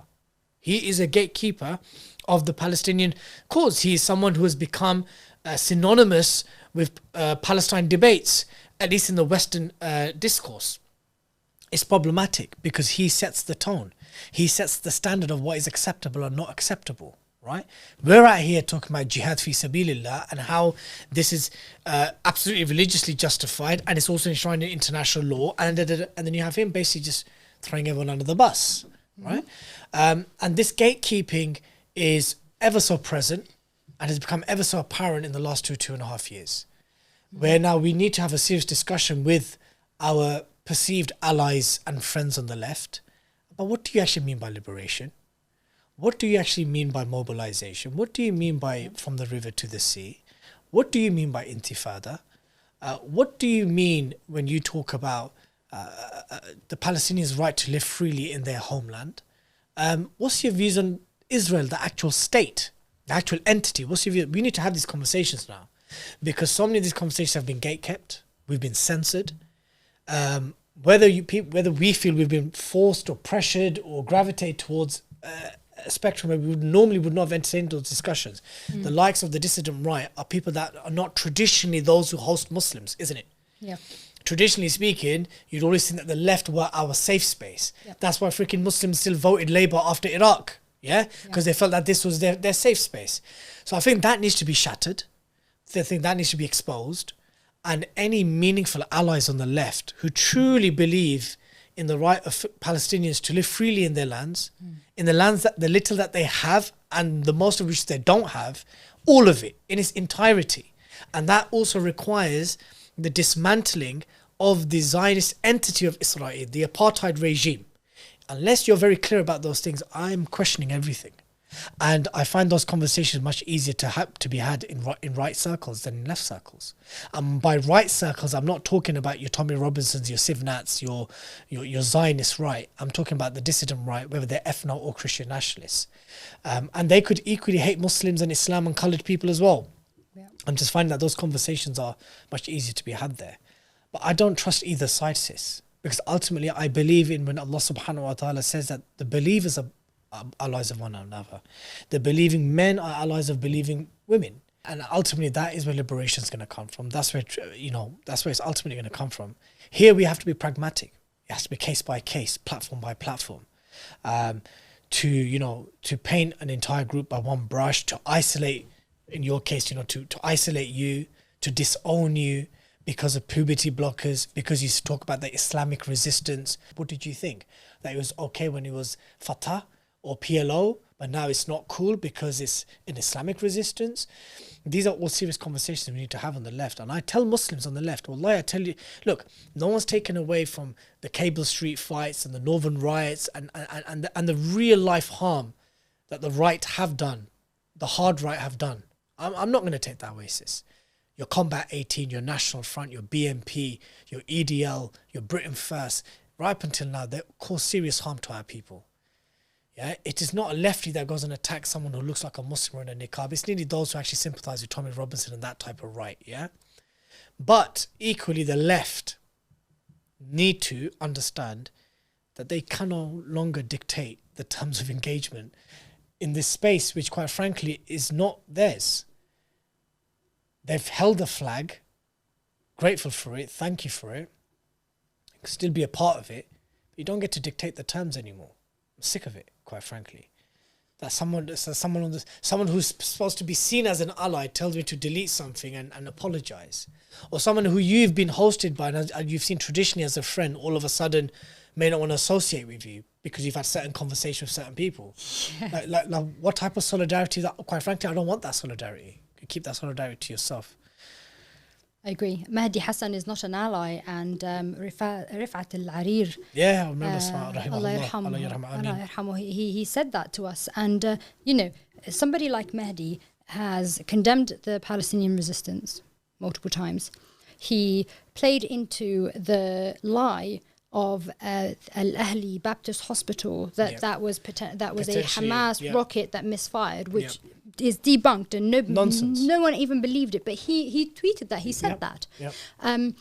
Various other things, and obviously he's very much an establishment Democrat anyway, and asked people to still vote for Kamala Harris.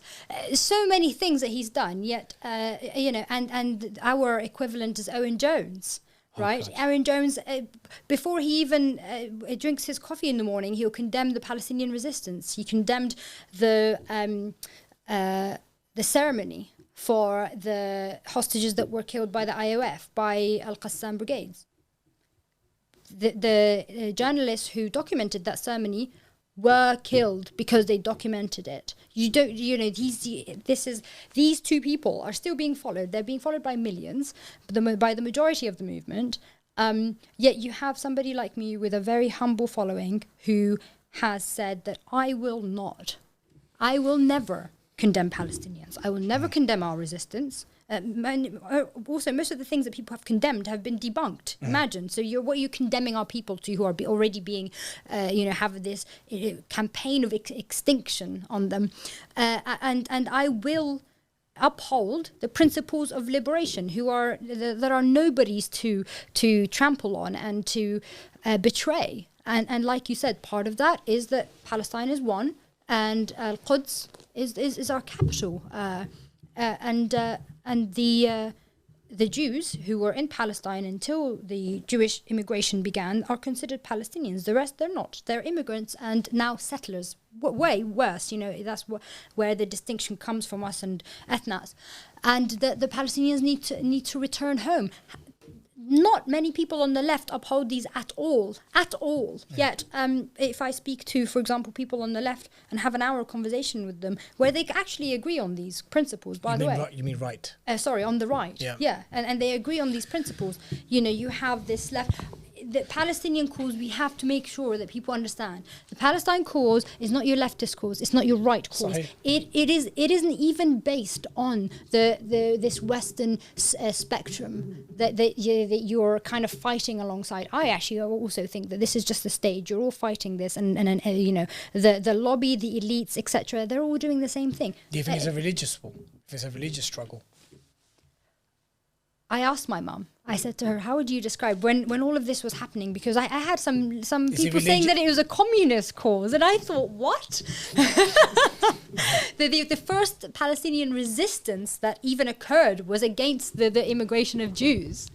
So no, it was obviously not a communist cause. But I asked my mum, I said, Mum, how would you describe the Palestinian cause? Would you say that it's a nationalist cause? Is it a communist cause? She said, communist, no.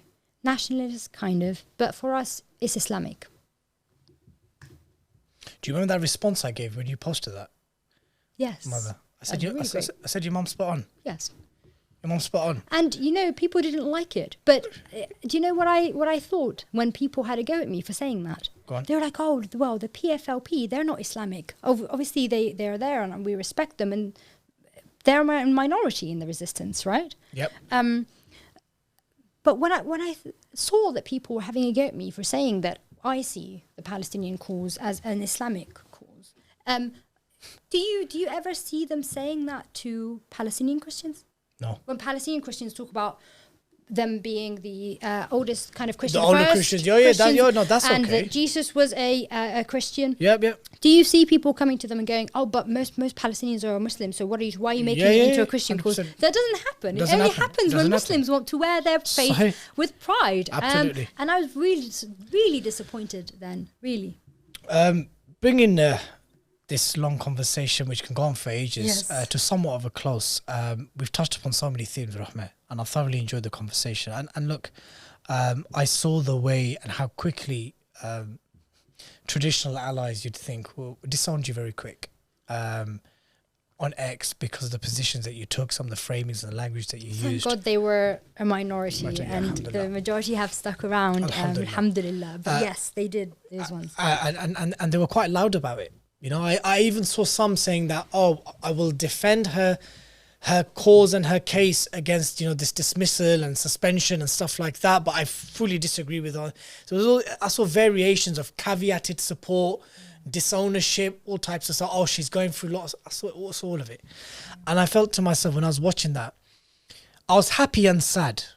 I was sad that here's our sister, Rahmeh, going through madness right now, which most of us haven't experienced. Most of us would struggle to cope with, having coppers come to your yard, losing your, suspended from your profession for advocating for your people, for your brethren.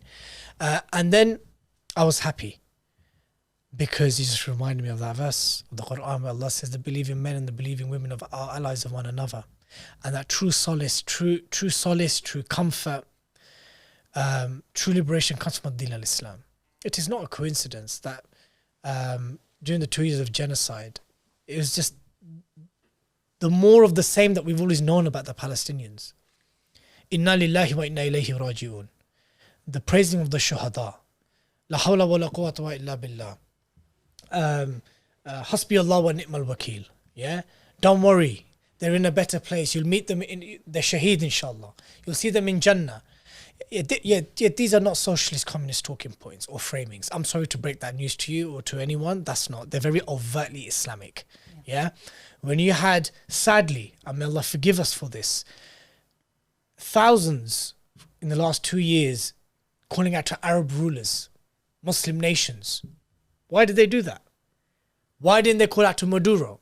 Or why didn't they call out to Kim Jong-un or the North Korean guy? Why didn't they call out to Putin? Why didn't they call out to Xi Jinping? They called out to the Arab rulers and the Muslim nations. That's an overt framing that's grounded on Islam. Because historically speaking, when that land was last occupied, it was liberated by Muslims, right? So when I was seeing you going through this, I thought to myself, inshallah ta'ala, Rahmeh is going to understand, if she hasn't already, that you can frame the Palestinian struggle however you want. People are free to do it. Some will frame it from a humanitarian point of view. Some will do it from a social justice point of view. Some will do it from like a decolonial point of view, national liberation, whatever it may be. But I respectfully say this to you as an Ajami, as a non-Arab, that the reason why Muslims from Morocco to Indonesia and from as north as the Caucasus to as south as Tanzania care about Palestine is because of its religious significance. You would be deluded. You would be an absolute crackpot to think that 2 billion Muslims care about Palestine the same way that a socialist would, or a communist would, or whatever it would be, or someone who believes, or an ethno-nationalist who also believes in the ethno-nationalist right of Palestinians to have it. No. The Muslims literally see this as an Aqidah issue. They see it as a hereafter issue, as an eschatological issue, right? And funnily enough, the Jews and Christians, those Zionist Jewish and Christians also see it in that way. Oh, they want to destroy our Al-Aqsa to build their temple. That is an issue for 2 billion Muslims on earth. And you cannot tell me that that is not significant or that should not be extremely significant. That draws the biggest support base on earth. So. And to the point of you're meant to actually give up a lot to prevent that from happening. So you're not brushing aside 2 billion Muslims who, you know, I didn't give up my my license and my freedoms because of just the humanitarian side. You know, Al-Aqsa is ours.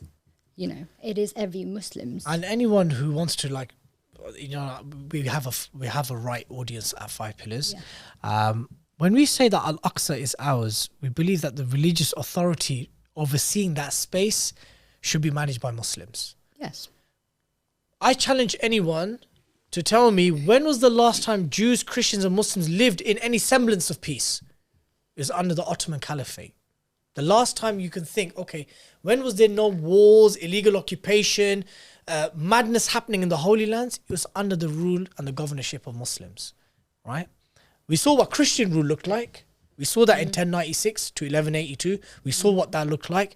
And we're seeing what Jewish control looks like. Oh, yeah. Yeah? Gosh, yeah. So you can, I mean, I'm going to tweet this. You can community note me. You can try to correct me. The last time there was any peace and security and stability where people lived with dignity and honor was when Muslims ran the Holy Lands. And Palestinians across the spectrum in terms of religions agree. The Palestinian Christians they agree. They you know, they didn't need to pay tax for their churches. That happened because of the terrorist entity of Israel. Yep. They had to close down churches because of that. That didn't happen. They weren't being spat on by Muslims. Palestinians are 90% Muslim minimum.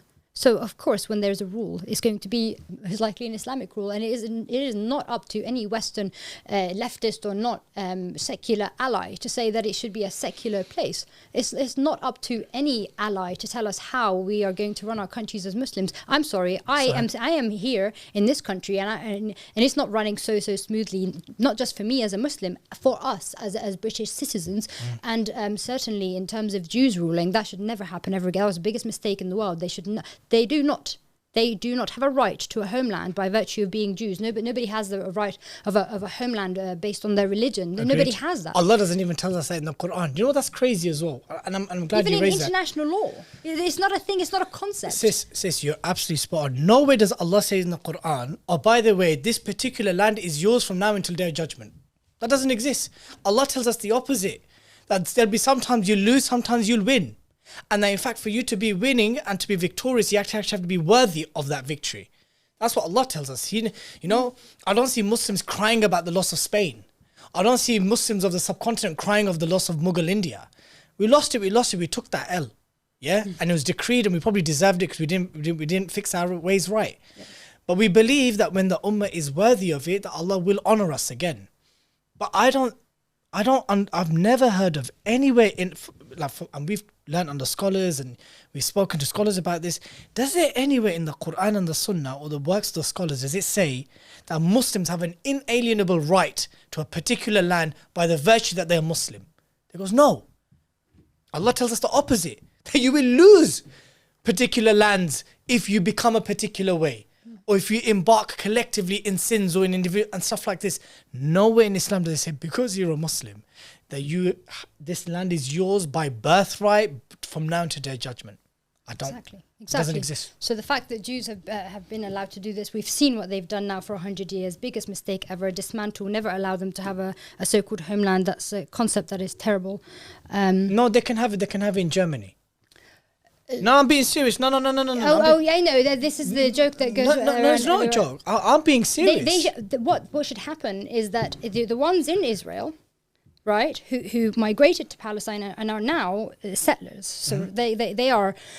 A lot of them are illegal settlers, and a lot of them have taken part in crime. They need to be tried. They need to be held accountable, and the rest need to go back to their original countries. They all have original countries. Yeah, they go back there. The dual nationals, the vast majority have dual nationals. No. I'm not even saying it from a banter point of view. I'm saying that the type of anti-Semitism that the Jews should be scared of emanated from Europe. Yeah? The type of anti-Semitism that they have. I don't use anti-Semitism because they're not. Most of them are not Semites. But so if you're talking about anti-Jewish hatred. Okay, we're going down that line. Okay, fine. Okay. Anti-Semitism or anti-Jewish hatred. It's a misnomer. It's identity theft. Okay. Let me frame. Okay, fine.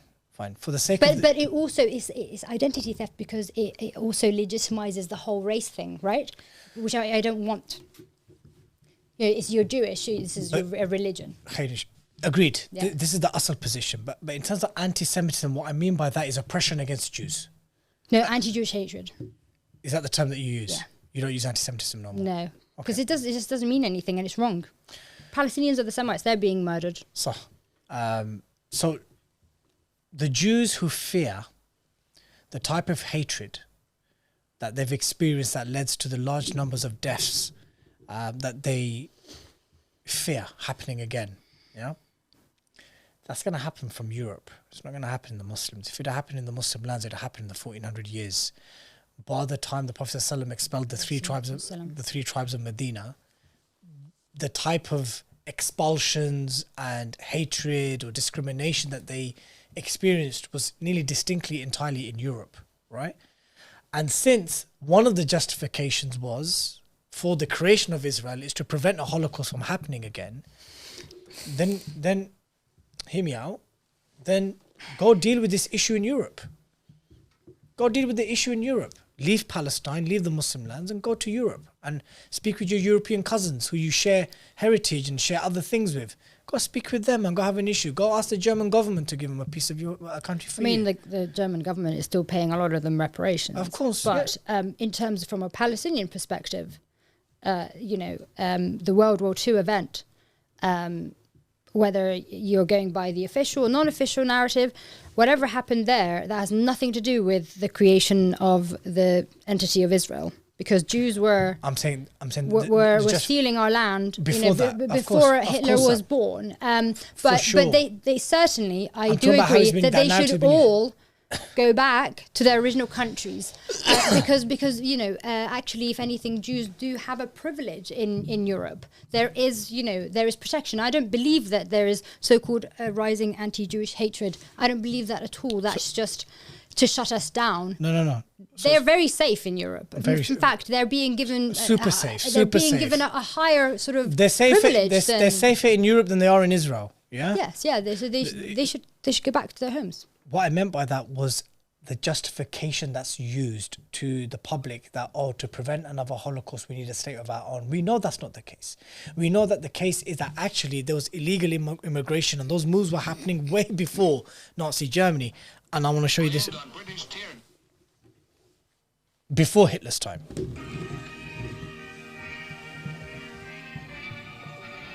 Adding to the present Palestine troubles, more illegal immigrant ships arrive in Haifa harbor. On board, cargoes of refugees take their first look at the land they are determined to enter at any cost. Although conditions on board... At the port of Haifa, Palestine, jammed like cattle on the rusty craft, the fugitives end their bleak voyage, which began at a Black Sea port. The death of an infant was first blamed on British tear gas, but examination showed it... See, that's remigration. That's where we need remigration, Israel. Yeah, so that's where we need remigration, because yes, they were coming. Way before Hitler. They cannot. You cannot use Adolf Hitler or National Socialism or World War II as an excuse for taking Palestine. That is a fake victim card in this instance.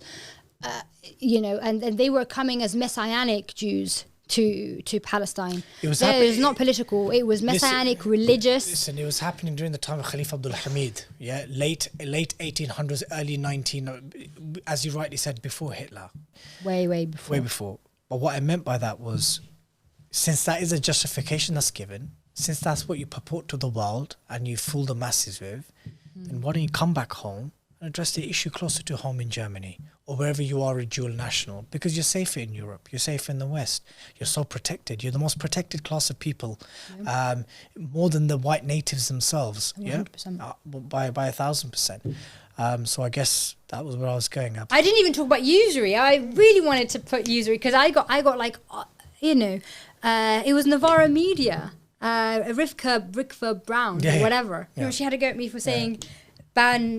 call me when you ban usury to the Greens video. To the Greens video. Yeah, that's another thing that you think, left, right. They talk about, this is socialism, whatever, but nobody says ban usury. That's what will fix your problems. And in fact, one of the reasons I know we kind of go into it, we might just touch upon it now, I might just add it to another layer. How long has it been? 2 hours? 2:36. Huh? What? 2:36. Okay, fine. Is it still going? Yeah, it's still going. Oh, in terms of usury. Yeah. So usury, I've said this to Mark before, Colette, and I've said to Nick and others, and I said, look, the Islamic world and the Islamic civilization people was very hard to penetrate. It was difficult to penetrate. The Prophet ﷺ, he banned usury in the markets in Medina from day one, from get-go. It's not happening. And Khulafa and Sultans followed suit pretty much for the best part of 1,200 years. The first time an Islamic polity or state took an interest-based loan was the Ottomans during the Crimean War, when they were fighting the Russians, and British bankers offered these huge loans of sums based on interest. And it was the first time, think about that, from the time of when the Prophet ﷺ established this first state in Medina, right up to pretty much the end of the Ottoman state, we had never touched interest-based loans from a state-to-state perspective. European kings did, though, even though it was banned in their laws as well, and initially they were very averse to it and opposed it. But it was many cases within Europe where Jewish lenders would give these loans out with usury. There'd be other instances where they'd give loans out to one side, provide weapons to the other, or at least funding for weapons, and then the mass expulsions of Jews around Europe for the best part of 400 years was as a result of this very problematic dynamic. And usury is something which for them is halal to do to the goyim, but it's haram for them to do it amongst each other. And we know that usury is one of, if not the sole manner in which where people are enslaved. And in our faith, you're waging war against Allah and His Messenger, quite clearly. The weapons will be thrown at you and say, come fight Allah and His Messenger. That's how serious it is for us. So that's another conversation. But if you dare say it, then you hate Jews. And thank God that just by coincidence, a week before that, because I said it to a video of the Greens, of which Zach Polanski was in there, and I was then called, they're an anti-Semite. But a week before that, I had said the same to Zara Sultana, because it is a principle that I hold because I'm a Muslim. However, I have been told specifically by anti-Zionist Jews not to say even the word usury, and I said, well, this is what we say. We say riba. Oh, yeah, riba. This is the word we use. You're telling me, as anti-Zionist Jews, what I can a word that is said by 2 billion human beings, that's another level of supremacy. So yeah, these are two things that the left will never talk about. They'll never talk about usury, and they'll never talk about how mass immigration is capitalism. Of course, I mean, if you're not even able to work that out, that there are powerful entities that benefit greatly from mass immigration and cheap labour, low-skilled labour, then quite frankly, again, I can't take your politics seriously. Exactly. If you're just going to frame the entire modus operandi of the current immigration system without talking about foreign policy, wars, and how actually Western elite benefit from that migration. The most amount of immigration is not illegal immigration or small boats. It is legal migration, and the most of it is from India and China, and that is why wages are going down. And so that's why, respectfully, I don't actually oppose the anti-immigration protests when they're not. I don't think any immigrants should be attacked. I don't think people should go to attack people. But if the British people have a grievance on their domestic policy, on their borders, I can understand their position. But what if that permeates into attacks against anyone who's not white? That's the problem, and that's what led to those type of riots in 2024. I understand that. But if we keep saying what if, what we're doing becomes more. It's not. It happened in 2024. It happened. Yeah. Muslims were attacked because your standard patriot who's attending these riots can't work out who's British born and who's not. Can't work out who's an immigrant, who's not. They just see someone who looks brown, looks foreign, and they attack them. This is why the Sivnat movement has to be aligned with Zionism, because then we get attacked. But actually, if you had this populace actually educated in terms of your enemy is not me, right? Okay, you might not want me here. Okay, I'm not going to get into this discussion with you because you can't change it, I can't change it. But if you want to change it, which I believe you have a right to assembly, you have a right to free speech, just like I do. Your grievance is with your policymakers, right? Yeah, that's where it needs to go. But it doesn't. It goes to the average Muslim and the average non-white person. That's the problem. And that is why we should rescue our civic nationalists from Zionism.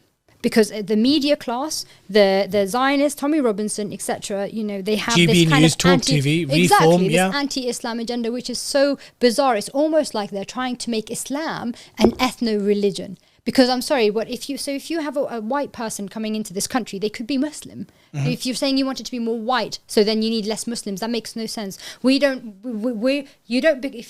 you're a white person and you become a Muslim, you don't change race. You just follow Allah, you follow God and Islam. That's it. But they don't understand that educational. But they wouldn't be wrong. They wouldn't be wrong to say that the vast majority of Muslims in Europe and Britain are not white. Okay, yeah, fair enough. But then you have that cannot be your immigration policy. Your immigration policy can be for it. It's ludicrous, and they're being played because it's in alliance with the Zionist strategy. Mm-hmm. But if your immigration policy is that, okay, we don't want foreigners, that makes sense. Or if we don't want non-Europeans, that makes sense. That's logical. But if you have we don't want Muslims because you don't want non-white people.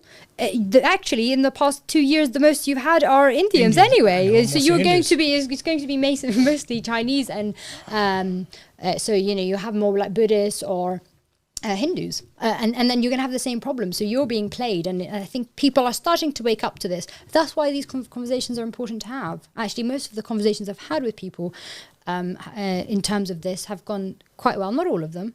Some of them are just deeply, against Muslims, do have this hatred. I get that. But if we don't talk to them, and if we just keep playing this stage, that has been set up for us, I don't think we'll get anywhere. When's your next bail hearing? My bail hearing? March. Yeah. And they've basically put all 4 cases into one now. Yes. Yeah. Okay. So I think I haven't been charged. Alhamdulillah. I don't know whether they're going to try and charge me or not, but I'm positive, like certain, that if they do try and we go to trial, that not only, inshallah, that I win, but it will be a huge exposure of the corruption of the Met Police and also the Zionist Jewish lobby groups and state actors, as well as individuals. So these people will be in the spotlight quite heavily. So if that is the will of Allah and that's why this will happen, you know, I accept. But inshallah, I will win, and I think it would be really terrible, really bad for the Met Police. Inshallah, Allah make you victorious. Allah accept all your efforts. Keep you steadfast. Give you istiqamah. Ameen. Make it easy for you. Accept all your efforts. Make your way heavy on your mizan. Ameen. Allah make it easy for your mum and your family. Inshallah ta'ala, you are reinstated. This suspension doesn't stand and you go back to practicing and doing what you love. I know you like. Inshallah, we're going to the High Court to challenge my suspension. So that news will, this is the first time I've said it. So inshallah soon, yeah. But it was a pleasure having you on. And it was a very long episode. I think it could have been easily gone longer. Maybe you'll be back here with some good news after these charges are dropped, or if you're victorious in court. But yeah, it was a pleasure having you on, sister. Jazakallah khair, and thank you for having me. Barakallah fiqh. Assalamu alaikum. Alaikum salam. Brothers, sisters and friends, I hope you'll thoroughly enjoyed this very extensive podcast as much as I did. Do remember you can find this episode on all 4 seasons on all the major audio platforms. And if you're tuning in via YouTube, don't be cheeky. Do remember to click subscribe to the 5 Pillars YouTube channel. Until next time, Assalamu alaikum wa rahmatullahi wa barakatuh.